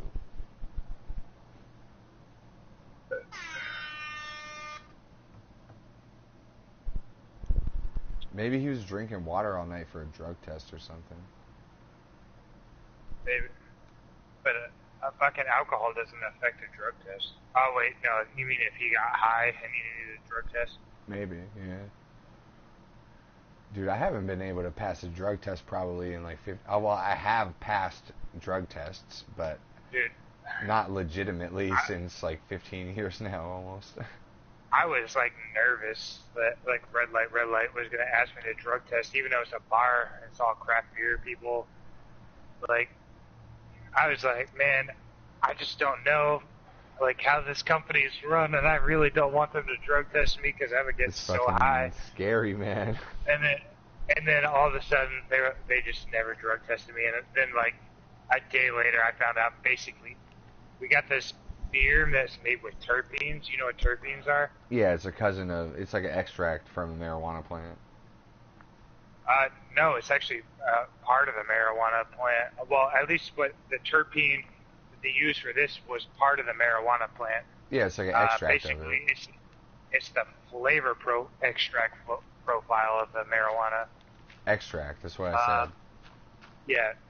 So, anyways, they can use terpenes to brew, and you just get like the flavor of marijuana without getting high. And it's like a beer trend for like, you know, stoner nerds to like fucking put terpenes in the beer, because terpenes sort of taste like beer hops, but not quite.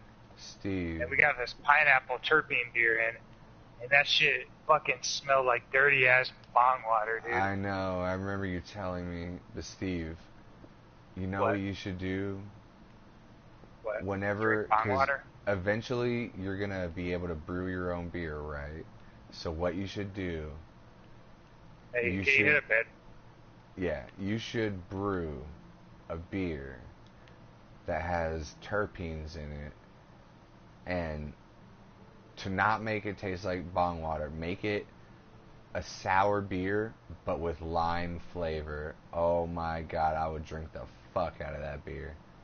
But if it had like the flavor profile of like a purple haze or a purple kush or something, you know what I mean? Something purple with a lime flavor. Where are you? I'm exporting. Oh, why didn't you say so? I didn't grab the fucking sugar boxes though. But that's the beer that you should make, man. Lime flavor. I don't like terpenes though, but if I ever get good enough at brewing, I'm sure I'll have a homebrew kit and we can make that shit. You and me. Dude, let's make that, man. I hope I get to brew someday. I know I got a lot of my life left, but still.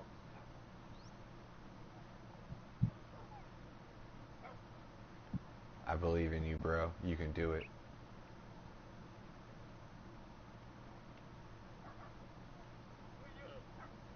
Let's see what the fuck is that. I think that's pretty good for a podcast, man. We just did 3 hours.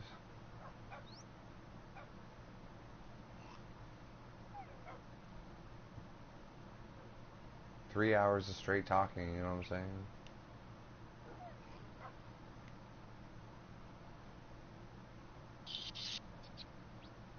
Right when I lose Steve. Hello. Any comment?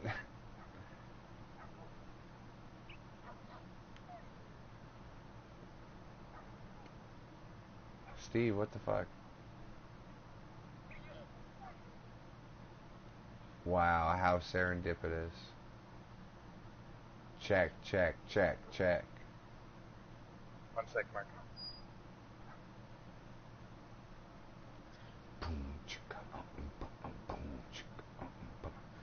Boom, boom, boom, boom.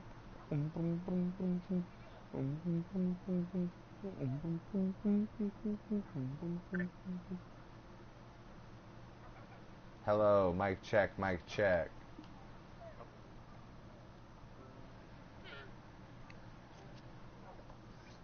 Check, Sorry, check, check. my sister made fries. Huh? My sister made some fries. Ooh. Dude, I'm hungry, She man. texted me. Sorry, I forgot to mention it. I just got up and I was like, oh shit, some fries. Let me get that shit right now. Joe high ass. I think that's about a podcast, though. You know what I mean? Oh, I was hoping we could go to 4, but if you want to end it. Go to 4 hours? No, I'll go to 4 p.m. That's a long podcast, man. There's going to be a lot of dead air in there. Oh, that's 4 hours. Are you burning out? I'm not burning out, but I'm pretty fucking twisted. Or what's the shit that Let's Mike wrap says? this Like, up and we'll just hang. lit? What is it that Mike says? Just like lit? Or he's like bent. Yeah, I'm pretty bent, man. Shit, let's wrap this shit up and we'll just hang. Yeah, let's just fucking hang out, man. Fucking love podcasting with you, bro. Love you, bro. This is a good one. Dude, we've been fucking killing it lately, man. Just 3 hours of straight talking, catching up. This is shit. Do you have anything you want to promote? I want to promote these fucking fries. They're delicious. Shouts out to Fries. Shouts out to Matt Bird. Shouts out to FTIMK. Shouts out to Mike on the Choo Choo Train commenting in the fucking podcast. Hey, dude, did I tell you that? Shouts out to Megan. Did I tell you that Mike sung us out the other night? I think it was Wednesday. Did he? How drunk was he?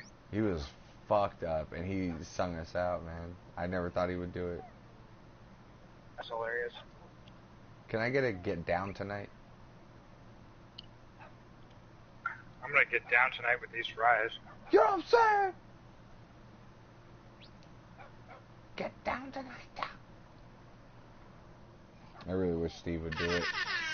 Oh, also shouts out to Tomatoes. Yeah. Just for Fun podcast.